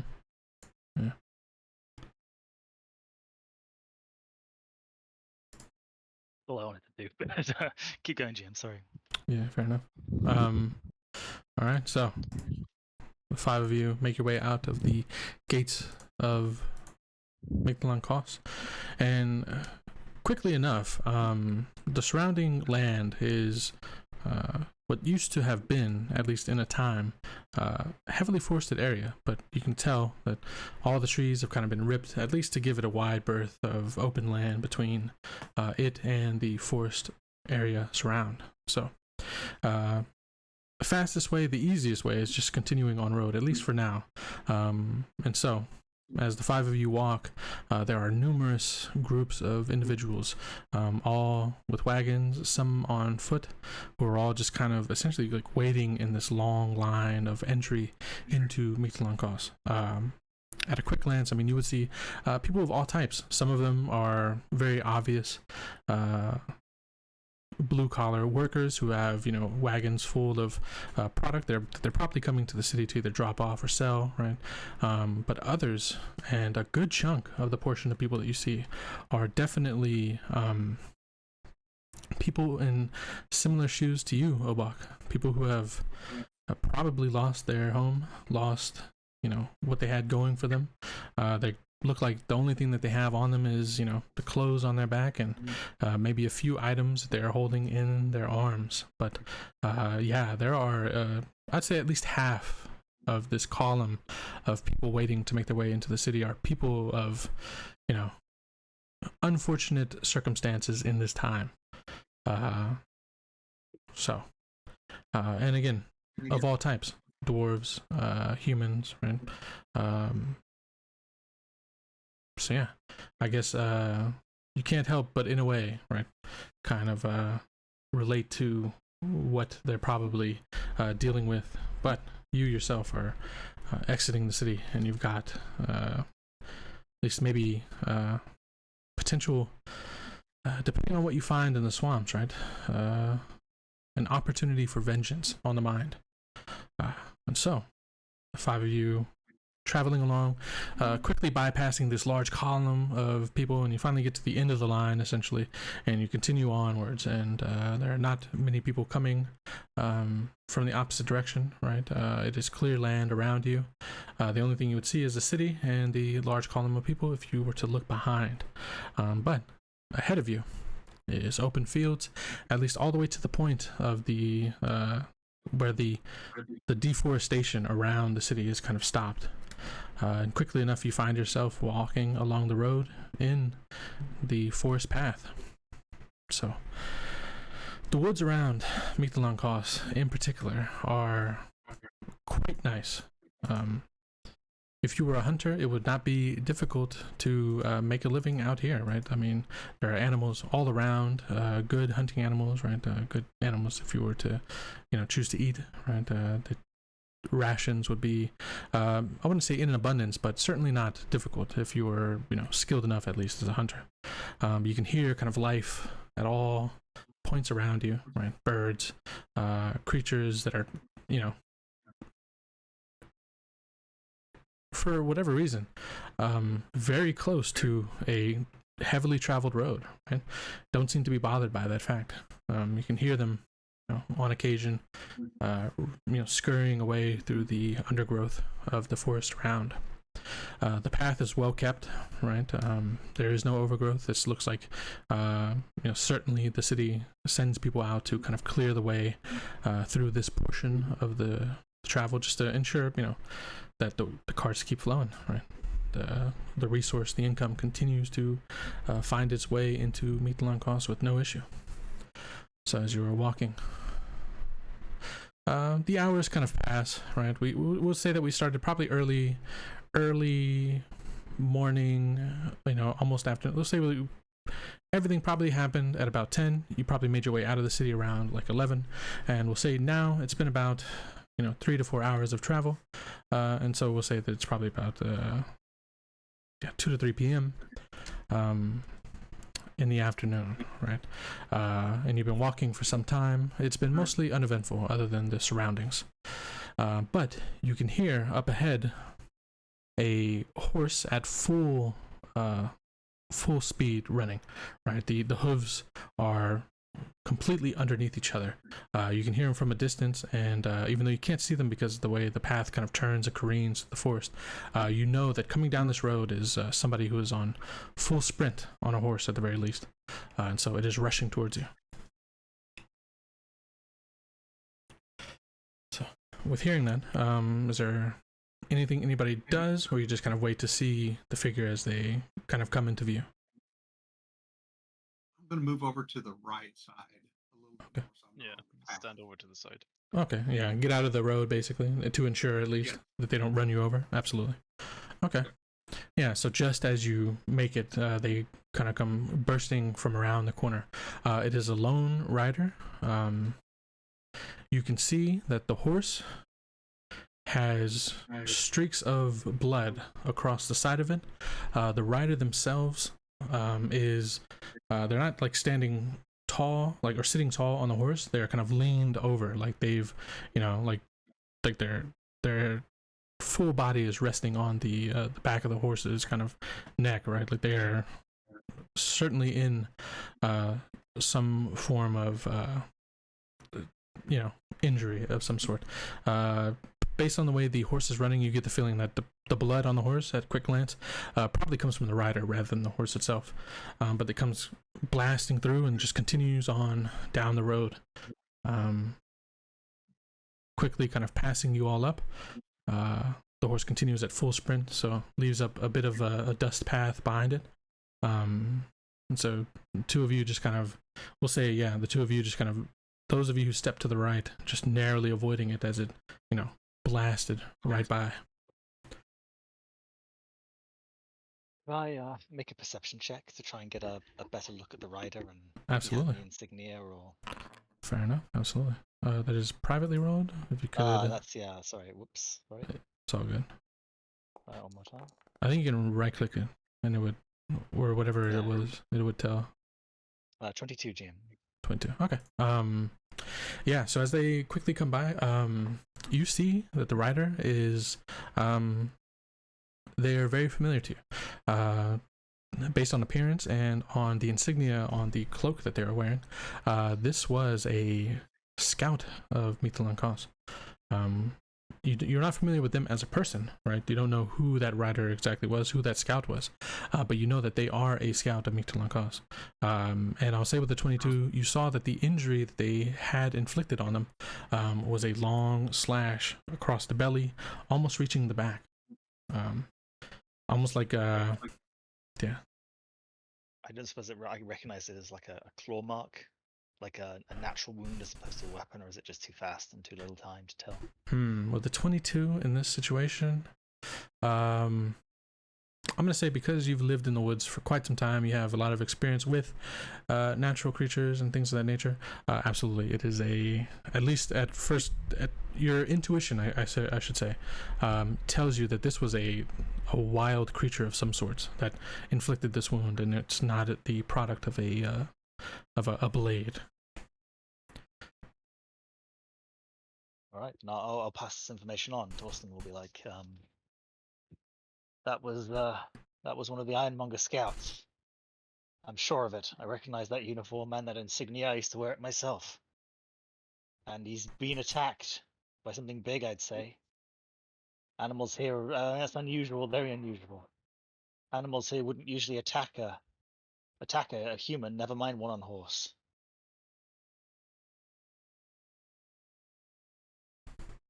Scary. Makes me wonder what's up ahead of us. As I say that, I start taking my crossbow off my back and begin readying a bow. Oh, okay. Yeah, so no longer traveling as normal, you are now traveling readied, essentially. Yeah. Yeah. Weapon drawn, all of that. Okay. Does anybody follow in Annister's, in Annister's shoes, I guess you could say? Obak will also draw his polearm. Okay, yeah, so we're back. After two people have, I think Manon will kind of like clumsily take the rapier out of the little belt that they have and kind of hold it. Okay. Torsten will get his shield ready, but he won't draw a weapon. We'll keep one hand free. Fair enough. All right. And Akai. I say this because this is very much a I guess this is a meta thing, right? In Pathfinder, you have to draw your weapon if it is not currently drawn, if it were to go into initiative, right? So I'm just ensuring who has already drawn weapons, right? In the case of if there is if there is a initiative roll, then I would like to, I would like to at least know who, that way the proper actions are taken during initiative. So do you also draw a weapon? I do not. I stand grasping my cane in both hands. Perfect. Okay. So so I guess three of you, paranoid, or maybe paranoid, or I guess you could call it prepared enough, right? Ready enough to draw weapons. Torsten, you've got your shield on your arm, right? So you're all set just in case you need to defend yourself. But yeah, at mention of this rider, it spooks or we'll say it tingles the spider senses enough that a couple of you draw weapons just to be prepared, and you continue to travel down the road up ahead with these weapons drawn. As you continue to do so, kind of looking like a small band of 5 warriors with a few that has weapons drawn well enough. There are going to be a few wagons that come by in the next hour or two. They all give you weird looks as you walk the road with your weapons drawn, right? Obak, you particularly, because it's a pole arm, right? You basically have to either hold it with both hands, like out in front of you, or if you're being as casual as you can be, maybe like kind of throwing it over your shoulder. And the same with the rapier and the other weapons.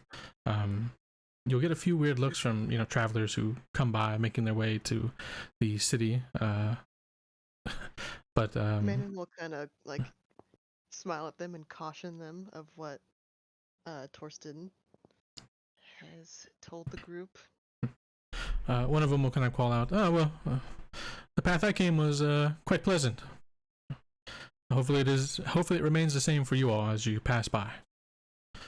Just kind of will quickly kind of call from the wagon, right, assuring you that, yeah, I mean, maybe that rider had something weird, but this person just came down that path and everything is all fine. So that horse was pretty fast. Who knows how far it's been running? Yeah, at full speed. Yeah, it's been could have sprinted from quite a ways away. So I ain't taking no chances. yeah, fair enough. So you continue on. I guess I should ask for marching orders by chance. Who would be up in front, who would be up in the back, and who would be somewhere in the middle? I think in the middle. Yeah, I would also be in the middle. Okay. Yeah, Annister would be jockeying for the middle as well. For sure. So Torsten will be right up front. It's his swamp. He's probably leading the group in terms of directions. Yeah, and Fair. Obak will bring up the rear. Fair enough. Okay, so the two dwarves kind of sandwiching the others as one leads and the other ensures safety from behind. So you make your way through the woods. Go ahead. Oh, I was just gonna ask Torsten, how long has the swamp been acting funky? Oh, how long? Oh, years. Though it wasn't this bad at first.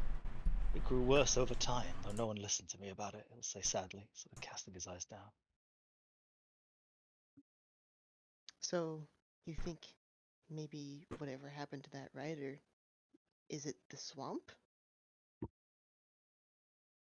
Yeah, I think so. It's all connected, you see. When the swamp's ecosystem is thrown out of balance. I'm sorry, do you know what I mean when I say ecosystem? I Yes. Well, okay, that's good. You're such a bright one. I forget that you know so much. But when it's all thrown out of balance, you see that the balance is ruined and it affects everything. If it affects the prey animals, then the predator animals, they can go hungry for months and for weeks, you see, and then they start attacking humans, and they have their sense. Like usually a predator animal, it's got a very defined territory. But if the swamp starts changing, becomes inhospitable, then the amount of territory it has gets smaller and smaller and smaller, and that's when they start fighting fiercely. They get very aggressive. I mean, I said all this to Calme, but he don't listen to me, as you can see. He doesn't seem like he listens to anyone but himself. Do you remember when you and I first met, Manon? I prefer not to remember being stuck up to my calves in mud, but yes. Well, it was already underway all the way back then. Remember those ruins that I showed you? I do. I would like to go back there soon, hopefully. Well, maybe when this is over, but the only reason that they were sticking out like that was because the water level was falling. As I said, the change has been slow and incremental, but it's happening. You believe me, don't you, Manon? He'll say, gripping your arm and slightly manically. Which arm? The only right one. The only arm, yeah. No, okay, the one. Oh, of course I believe you. It's hard not to see. It's very obvious that this climate has been changed drastically and quickly. Exactly, exactly. How dare he call me a mad old fool? Damn him, damn him. Easy there, friend. Damn him, damn him. Though I don't disagree. Perhaps there's something else going on. Maybe he has a reason. His reason is his fucking head's up his arse. yeah. Fair enough. Fair enough. So, as you've had this, this exchange, as you've continued, you finally make it out of the forested area, having successfully, whatever that creature may have been, it probably wasn't in that forest surrounding the road, right? Or at the very least, maybe it is satiated by the what it had stumbled upon. In any case, the rest of the travel through the wooded area goes just fine. You stay in group, you stay with your weapons drawn, but a few more hours pass, and at this point, we're looking into the early evening. The sun is starting to make its way down, but as you break through the other side of the forested area, ahead of you is a vast open marshland. This is what you know, Torsten, as the marshlands of this region. You're very familiar. This is home for you in many ways. Already, the earth underneath your feet is becoming softer, right? It won't be long before you're gonna have to kind of, be ducking and dodging various puddles and some sort. There is an official path through, as like a road that is well kept enough. But you get the feeling, at least if you're looking for some sort of truth to all of this, some sort of proof, you're definitely going to have to go off the beaten path, right? You're going to have to make your way out into the wilds of the swamp, of the marshlands themselves. So you have a choice here, Torsten. Okay. Essentially, you can start to lead the group to the left or the right. So there's a split here. The left is where that recent activity with the strange light in the night sky and the sudden shaking of the earth began, right? It'd be off in that direction somewhere if you're looking for some true definitive proof that something is changing and something negative is happening with the swamp. But also there is another path, the path back to the small village that you said had kind of disappeared, that you knew was there. I mean, you could have sworn it was there. Like, you're not crazy. There used to be a village there with foundations, everything. And last time you came through on making your way to the city, you would have passed by it. It's a place that you would have stopped in often, right? As like the last leg of the adventure to the city itself, right? Stocking up on whatever supplies you might have needed. So you can go back that way as well to see if there's, maybe something that you missed when you passed by. I mean, it was probably pretty unnerving, stopping in and seeing a place that you knew was there. You were sure of it being, completely gone. Yeah. Who did May say was the leader, right? He said Akaya was the leader, right? Yeah, Akaya is the one leading the expedition. All right, then I'll turn to Akaya and say, path splits ahead. We go left. It's difficult travel. It'll go straight through the swamp and straight through the water. But that's the swiftest way towards where those strange lights were seen in the sky, and where the epicenter, I think, of all these strange happenings. At least that's my instinct. But if your employer has told you to investigate the missing towns and such, then I could take you down that path there, down the road. That path there, it's not well kept, but it's easier to travel. and it leads right to the village of. Do I know the name of the village, GM? Do I have any idea? I think it would have been like one of those unnamed villages. Like, it's so small it doesn't even have like a settlement name. It's just like, you know, yeah. There was a village there, small one. Some folks called it Brightwood, others just called it the village. But Sure. it was there a few months ago, and now it's entirely gone as if it had never been there at all. If you'd rather investigate and look into that, then I can take you there if you wish. You're the leader, and it's your opinion that Kalme will listen to. So I'll put the decision to you and the rest of the group. He'll say, indicating to the others. Where are we going? Do you think that in this disappearing village that there might be clues to these strange happenings recently? Do you think it is related? I suspect it is, though I can't say for sure.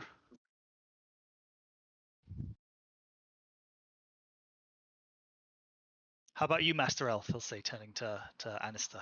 Are you all right with that if we head to the village? I'm fine either way. Curious, no matter what. Was that your Oh. village? Obak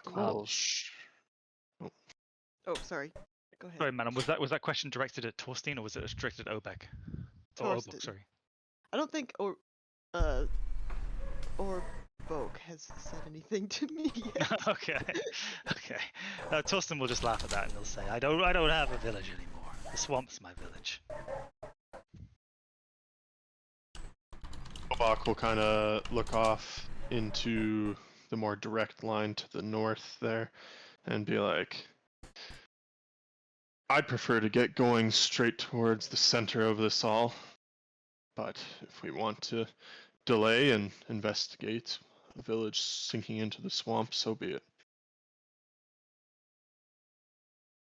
You have a preference, Manon? Well, I'm much more interested in not necessarily like the funds of this investigation, more of like the meat of the mystery. So whichever gets me more information, I'm fine with that.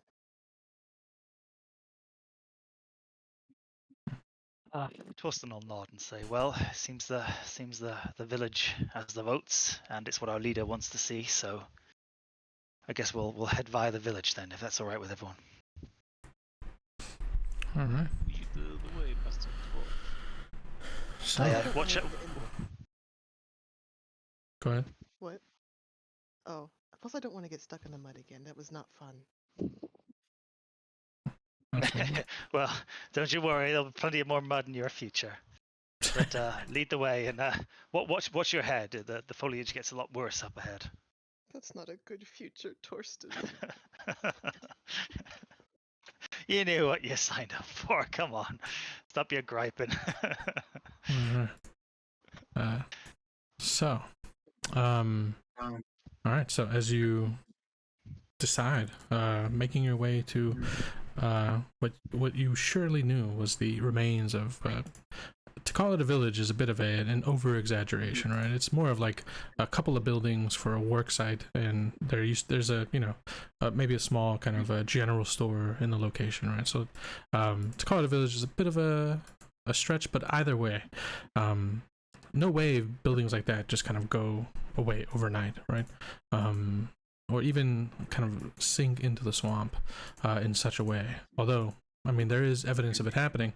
It tends to happen over, a long period of time, and has to be, completely abandoned.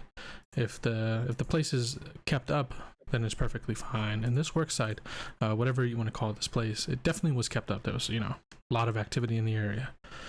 So, making the decision to first stop off in that way, see if it, if it bears any new information, see what it might have on offer for potential details. You start to make your way with with Torsten at the lead. Okay.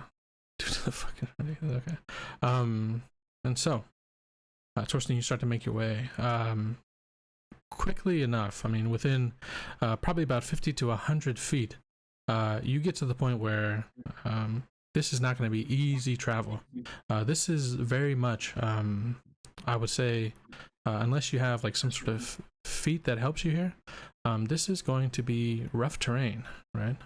So despite wanting to move as fast as you can, you're gonna have to move at half speed in this this area, unless you unless you have like some sort of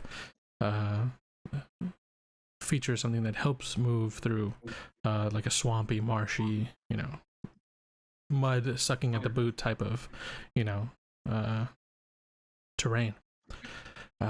So as the five of you start to make your way off the path quickly, it is long gone behind.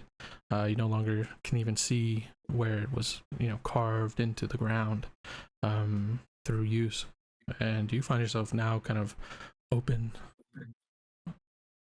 tall reeds, marshlands. These reeds are very tall, so there are times when you're pushing through where the water is basically up to for the dwarves it's probably up to like the chest, over the stomach, but for everybody else I guess it's like roughly around the waist or halfway up the thighs. But yeah, so for the dwarves it gets quite deep for you all, and the reeds are 10, 12 feet tall, so they tower overhead and they act as like a dense wall of vegetation that obscures the line of sight.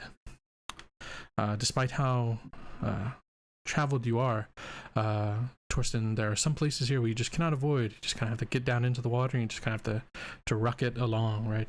Make sure, just get to the opposite side, maybe a bit drier. I'll as I'm about to like go into like an area of like thick muddy water, I'll just shoot man on a grin before Yeah, follow me. Yeah. Perfect. Yeah. You said this was easier route. Yeah. That lets you know what the other route looks like, yeah. So you start to make your way in, water basically up to your chest almost. Any like pack that you would have, any goods, you're having to lift them up, right? Hold them up out of the water unless you just want them to get wet. In this case, I have to ask, Obak, did you have a pack? Did you have like a backpack of any sorts of goods or anything like that?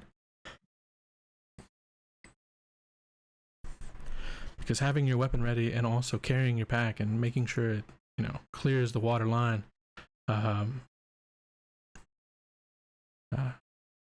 it's not gonna be easy to do both, so you're gonna have to make a decision here. Stay ready or keep your goods. You might be muted, Obok. I don't know if you're. Yeah. Obak doesn't have a pack. All he has is his weapon and armor. So oh yeah, no shit. Yeah, sorry. Yeah, you're right. Yeah. You got basically now you got the weapon. You got maybe a couple rations that Torsten has helped you with, and you've got weapons, and that's it. So all right.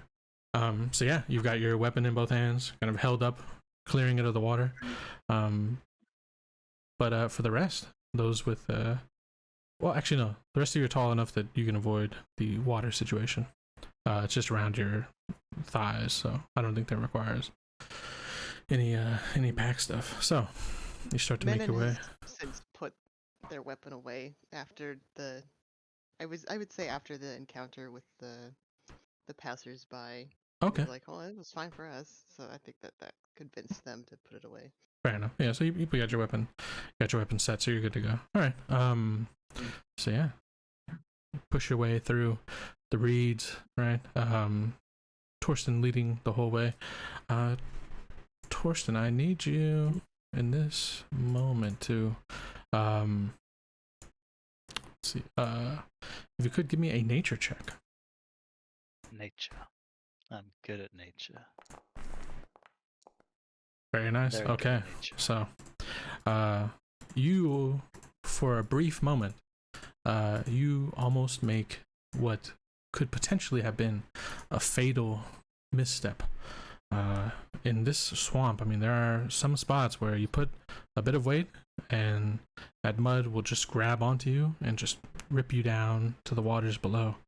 You can see it. It's open. It's very clear of what looked to have been probably like a collapse of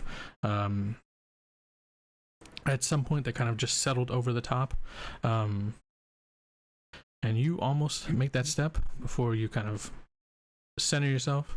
And I'll say with a natural 20, with a critical success, you do so well enough that you can easily and capably point it out to the others, so there's not an opportunity for the others to get to make this fatal mistake. So you kind of point it out. It's like a large, you can almost see, it almost looks like a circle, like something, like a plate of some sort has kind of been covered with like just a bit of mud, but it still kind of shows itself. Sinkholes ahead, fellas. Follow the mad old dwarf, all right? Just follow where I go, and you won't set a foot wrong. Okay. You don't have to tell me twice. Thank you. Fair enough. All right. So, continuing to press your way, you push through the tall reeds. You kind of feel the water level start to lower as you forward and forward. You're kind of pulling yourself up and out of the muddy water. It is at this point, continuing to press on will be, because we're at the point of the day where you're likely either looking for camp or you're making a decision to forego camp and continue to travel through the dark. So it is at this point you find a bit of a dry bar, like enough for the 5 of you at the very least. If you're sleeping, under the stars, sort of way to go, you may be able to fit like a little bit of a fire in the middle to kind of warm you up and everything. But in any case, you can make the decision as a group to either continue on and risk some conditions as far as the tired nature, or to settle in for the evening and see what the next day's travel gives you. I say we rest because I'm not familiar enough with the nature out here that I'd probably be a hindrance if we continue on. Yeah, Manon's already wiped out. If we've Yeah. been going at half speed. Absolutely. All right. So it's 2 for resting. Anybody else? For or against? Yes, let us rest for the night. Okay. So, with that, deciding to, all right, you've got a large enough. You may not be so lucky if you even continue to press your luck for another 15-20 minutes, right? And would be bad to kind of turn back just to get back to where you are now, right? So, deciding as a group that this is probably the best you're gonna get, and better to call it an evening, rest here, and then push forward. So, the way how would you all do watch? So I think watch. I want to be so 5 of you. Each of you takes a 2-hour watch for a total of 10 hours of rest. So everybody gets the full evening's rest. To get an appropriate rest, you would need to obviously take off your armor and all that stuff.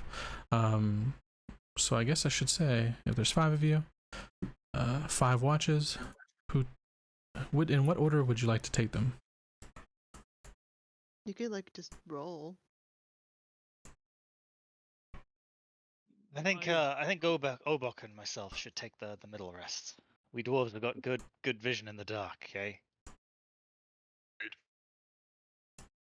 Oh, fair enough. Yeah, so Obok and Torsten will take the 2 the darkest portion of the evening rest. Who'll take the opening watch? I will take the opening, the first watch. Fair enough. Okay. So Kaya first. We'll say then. Yeah. Okay. Who up? I'll take last watch. All right. So we've I'm got okay with that. Annister with the last, and then so it'll be Akaya, it'll be Anon, and then it'll be then it'll be Obak, Torsten, and then capping it off will be Annister. Okay, perfect. So as you all get ready, right, settle in for the evening. If you have any lean-tos or just sleeping bags in general, in either case, you start to ready yourselves up. I'll say that you can light at least a small enough fire that you're able to, do a little bit of cooking on it if you were needing. But for the most part, it's it's going to be because there's not a ton of wood out here, right? Everything is tends to be kind of moist or watered through, so not a lot of perfectly great burning material, but enough to at least stay a bit warm as long as you keep close to the fire. So Doesn't the adventures pack come with tinder? Or is that... would it? Yeah, it might have. Yeah, could be the I believe case. so. Okay, all right. So Or like we could use a torch or something. yeah, fair enough. We've Yeah, got flint and we've got torches. yeah, you can definitely use a torch for sure. Okay, nice. All right. So Yeah, it came with flint and steel. flint steel. Nice. All right, perfect. So, as you all get ready to rest, you remove the armor, right, to ensure that you get the full night's rest as required, unless you're forgoing any of the benefits of sleep. So, if you would like to forgo the benefits, you'll obviously accrue some conditions. So, what, however that might be, it'll be, but leading up with the first watch will be a Kaya. So, as the others settle in and call it an evening, go ahead and roll me a perception check as you take watch. Alrighty. A 9. Perfect. Yes. Yeah, so the others, everybody having had a chance to kind of settle in, rest for a bit before having to go to sleep, or rather before falling asleep. You having first watch alone, you've got the everything ready. So Akaya with a 9. Yes. Everything is quiet. As the evening truly falls into dark, right, the last little bits of the sun are gone, and all that is left is the light of the night sky, which in this moment is completely, it's very clear. No clouds, nothing of that nature. So you see all of the stars in their like full glory above.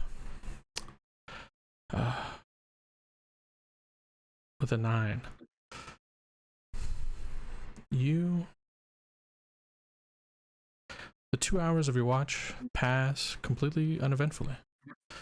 You hear a few things on occasion, right? Enough to keep your head on a swivel, but nothing to draw your attention to, like, being the nuisance that wakes everybody in the camp up, right? Like nothing catches you on guard in that way. So as you look around,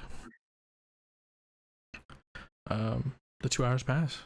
Things seem to be fine. And so you finish up your watch. You awaken Manon for the next one. Mm-hmm.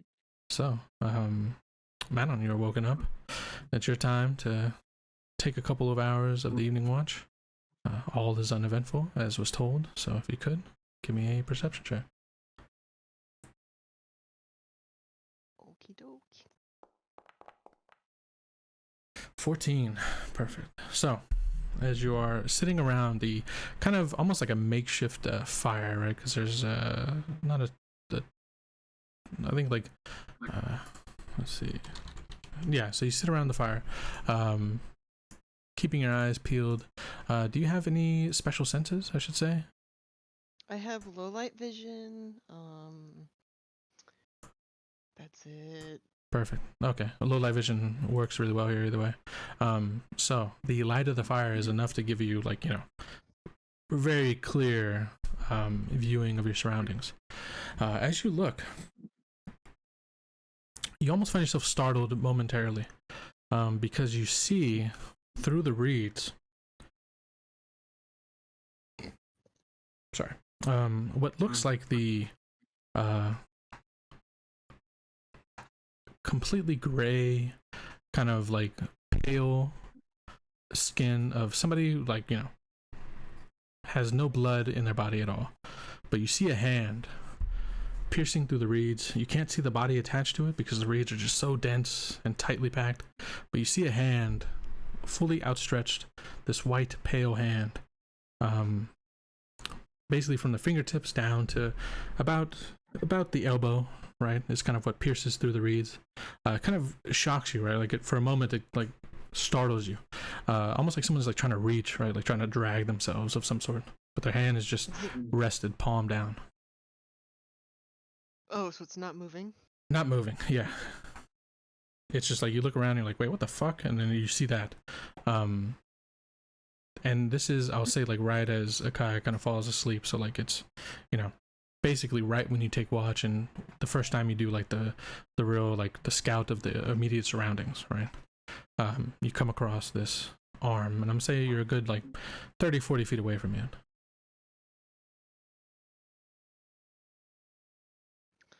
I'm gonna watch it a little bit to see if it moves, and if it doesn't, I'll like get up and maybe get like 15 feet away from it and see Okay. if it. About how long you want to wait? Your watch is about 2 hours. So how long do you want to give it before you want to start to move in? Oh, like 5 seconds maybe. Oh, okay. So you stop and you just look at it. It seems completely unmoving for about 5 seconds, and so you slowly kind of start to get closer to it, right? Not rushing closer, but you want to get to it just to see. About it. Yeah, okay. So you cautiously approach to about the 15, foot of distance between you and this strange arm. This lifeless, just looks like a dead arm, essentially. And you stop at that 15 feet distance. You continue to observe it. Nothing happens. It is unresponsive. Is it disembodied? Is it someone? Is it I would say that you can't tell if it's disembodied or not, because the rest of it disappears into the reeds, right? So like from this point of view, you think there's more, right? Because you can see just a bit of it, right? Like past the elbow portion of it, you can see there's more to it that just kind of disappears into the densely packed reeds beyond. But you can't see any further than that, so you can't tell if it's just disembodied from a portion up higher, right? Or if it's fully attached to a body that is just Can I packed in. smell anything from this distance, or is it just swamp? Give me a nature check. Oh no. Yeah.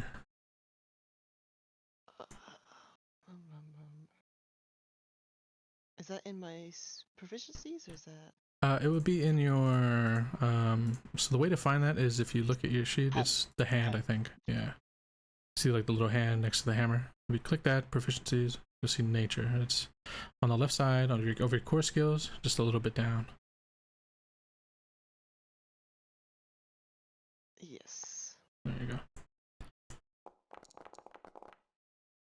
13 total? Oh damn, no bonus.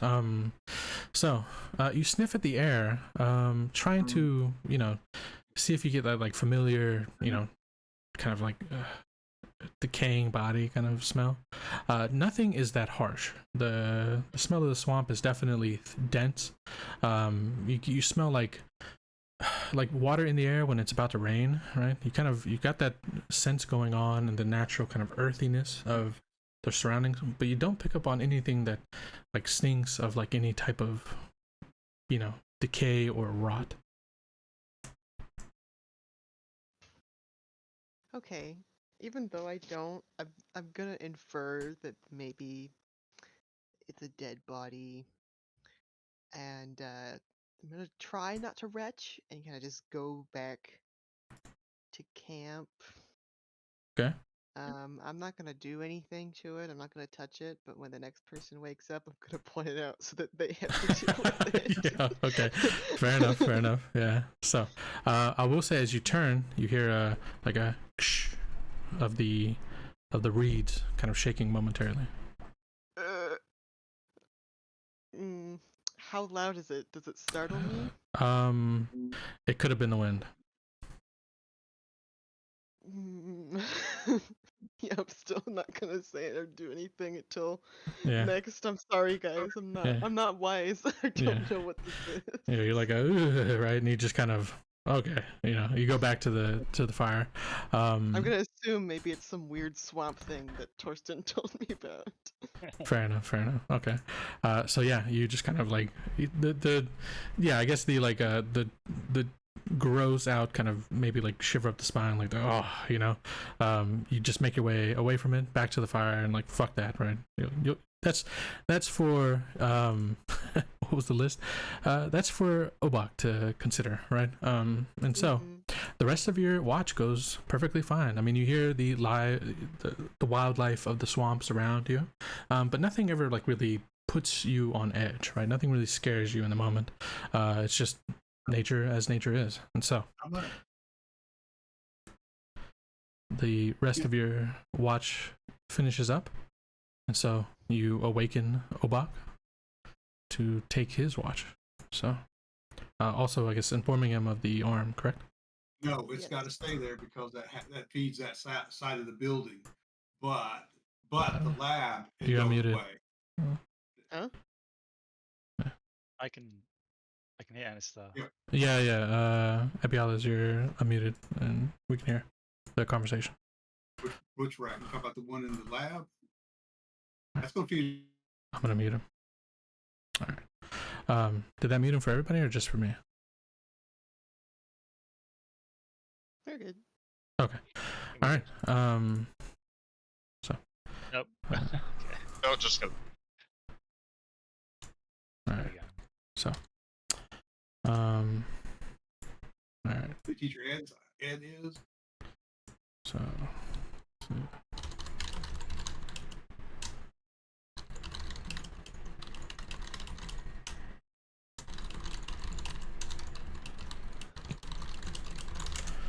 Okay.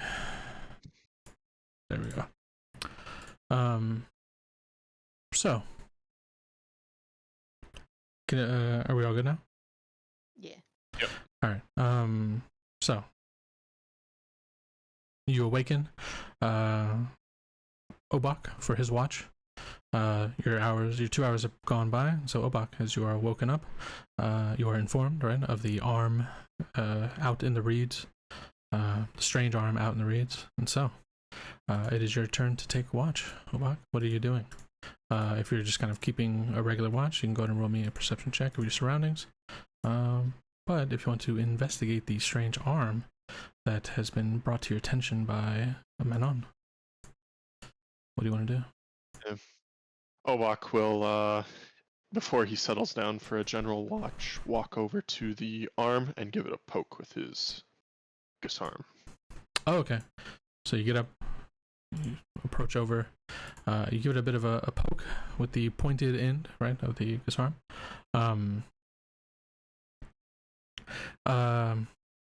Right, it has like a point, like a spear point, right? Am I crazy? Yeah. Okay. I'm pretty sure it has a point. Yeah, it does. It's like at the end of a bit of a hook, but there still is a point, yeah. Okay. So you're poking with the pointed part, like a spear, right? Yeah. Yeah, the blade pierces the arm. The arm seems to do nothing, and as you pull it back, there is no blood on your weapon whatsoever. He'll kind of just shrug and go and settle down for a watch. Okay. All right. So go ahead and roll me a perception check. 17. So, with the as you pierce it with the arm and kind of pull it back, you look at the blade. it being clear, you're like, whatever, right? No reaction to it, so nothing to worry about. So you move away, you go sit down, and with a 17, about 30 minutes into your watch, 30 minutes after you've poked the arm, you hear a rustling in the reeds surrounding the camp. This seems a bit more than just basic, like more than just the wind, right? There's a bit more like right to it, and as it kind of only for a moment kind of sparks up and you kind of look around trying to catch the source of it, it sounds like it's in the direction of the arm, but as you look in the direction, all the reeds seem fine, right? And then the sound is kind of gone immediately as you kind of look to kind of find and locate the source of it. Spooky. All right. Obak will kind of stand up and try to be a bit more quiet. Kind of step over towards the arm again and the reeds nearby, and using his reach, kind of just poke through the reeds, kind of parting it, trying to potentially catch a glimpse of what it could have been or elicit a reaction from anything within the reeds. Okay, so as you get close, right, you start to brush the reeds aside. Are you trying to follow the arm, like see to the other end of it, what it may be coming from, or are you just trying to like poke through the reeds themselves? Like there's no particular like direction you're looking through? No particular direction at this point. Okay, so you just approach, kind of get near it, right? And you start to brush, using the arm as like almost like a long sweep, right, back and forth, kind of bending the reeds to look through. As you do so, as you push, right, first to the left, you kind of peek through, you don't see anything particularly of note. You kind of, pull the blade back and then kind of push it back in and start to brush another side, like almost like parting hair, right, to kind of look through these tall reeds. Something will suddenly spring up from below and grab a hold of the Gisarm, right, with a firm grip. It is another one of these strange white hands, and it reaches up and it grabs onto your weapon, and with the force kind of starts to pull at it. I need you to give me a reflex saving throw real quick. There's 2 saving throws here actually, but first one will be reflex.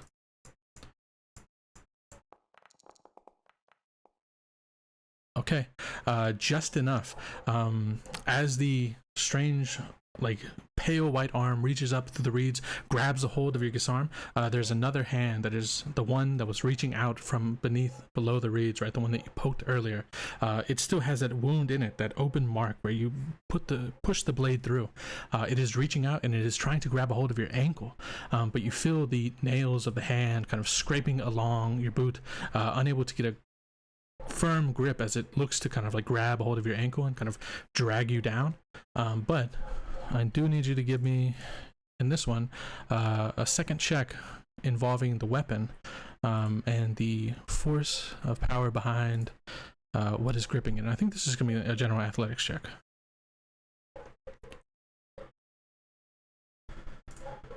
Yeah, because athletics would be like the equivalent of strength, right? So.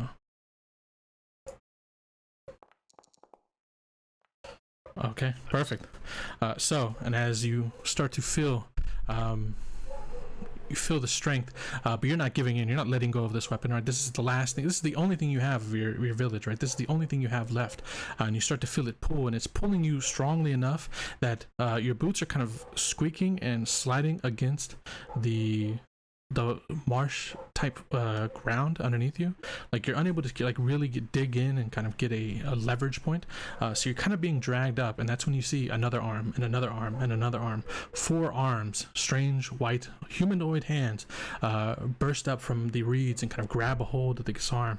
That is when you see the reeds themselves kind of lift up, and this tall, strange, almost like an amalgamation of arms and body parts lifts itself up out of the marsh. 4 of them gripping a hold of the Gisarm. This sound is loud enough to disturb the whole camp, as all 4 of you kind of hear the sudden rustling, the sudden kind of sound, and you hear Obak kind of struggling, kind of holding on to this Guisarn, trying to stop himself from being pulled into either the depths or whatever it is with this creature that has so many limbs that now start to kind of twist and pull from various parts of its body.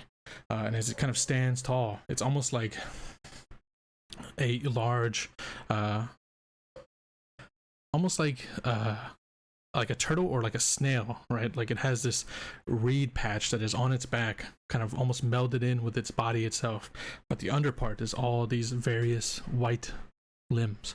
And so as it kind of stands pulling, looking to drag you down into the depths, I think this is a great place to pause our session, and we'll pick up next time rolling into initiative with the strange marsh creature that is looking to drag one of you into the bottom watery below. So you all jumping up to attention and all that. This is where we'll pause. I'm sorry, Obak. So Shouldn't have recommended we take the middle one. Sorry. fair enough. All right, so thank you all for playing. I hope it's been enjoyable. I'm gonna go ahead and sign out on the stream and everything, but yeah, I look forward to the first combat, jumping into it right away next time. So just give me a few moments. The first next week, the 1st of July. 1st of July. Yeah. So go ahead and give a few moments, sign out on the stream and everything, but I'll be back in just a sec. So thank you all for playing. Hope you enjoyed, and yeah, just give me a few moments. So all right. Appreciate everybody for watching, for hanging out. So I hope you guys enjoyed getting into the Dead Waters campaign. It's been fun. I'm looking forward to what is to come next week. The strange amalgamation of body parts. I've been looking to unveil this one for quite a long time. We had a chance with it, I think like 2 campaign cycles ago, and getting to make this creature in Pathfinder 2nd Edition was fucking amazing. So I'm looking forward to the combat and how this one is going to play out with a group of 5. In any case, thank you all for watching. I hope you enjoyed. We'll be back this Monday with the second session of our Monday campaign, which I believe I have named Debts Owed, but I think we're changing that name to Valdiran Nights, so in any case, thank you all for watching. Hope you have a good day or a good evening. I'm 100% sure we will, so you do not have to cry about it. We will 100% be running that second session, and I am 100% hyped for it. I'm fucking pumped the fuck up. I am ready to get in underway. But yeah, not anymore, exactly. You asked that question one more time, and I'll have to, but yeah, I hope you all enjoyed. We'll be back on Monday to run the second session of the campaign, and now things are in full swing. So I am looking forward to getting through these games, running these campaigns, telling these stories. I am very hyped for every one, for each, each story that there is to tell. And I think all 3 stories are a little bit different in their own. I think they're a big different in their own ways. So in any case, hope you all have a good one, good day, good evening, and maybe we'll see you then. If not, yeah, maybe we'll see you when we see you. So which one most? Hey, never kiss and tell. Yeah. But yeah, hope you have a good one. See you all next time. Peace out. Later.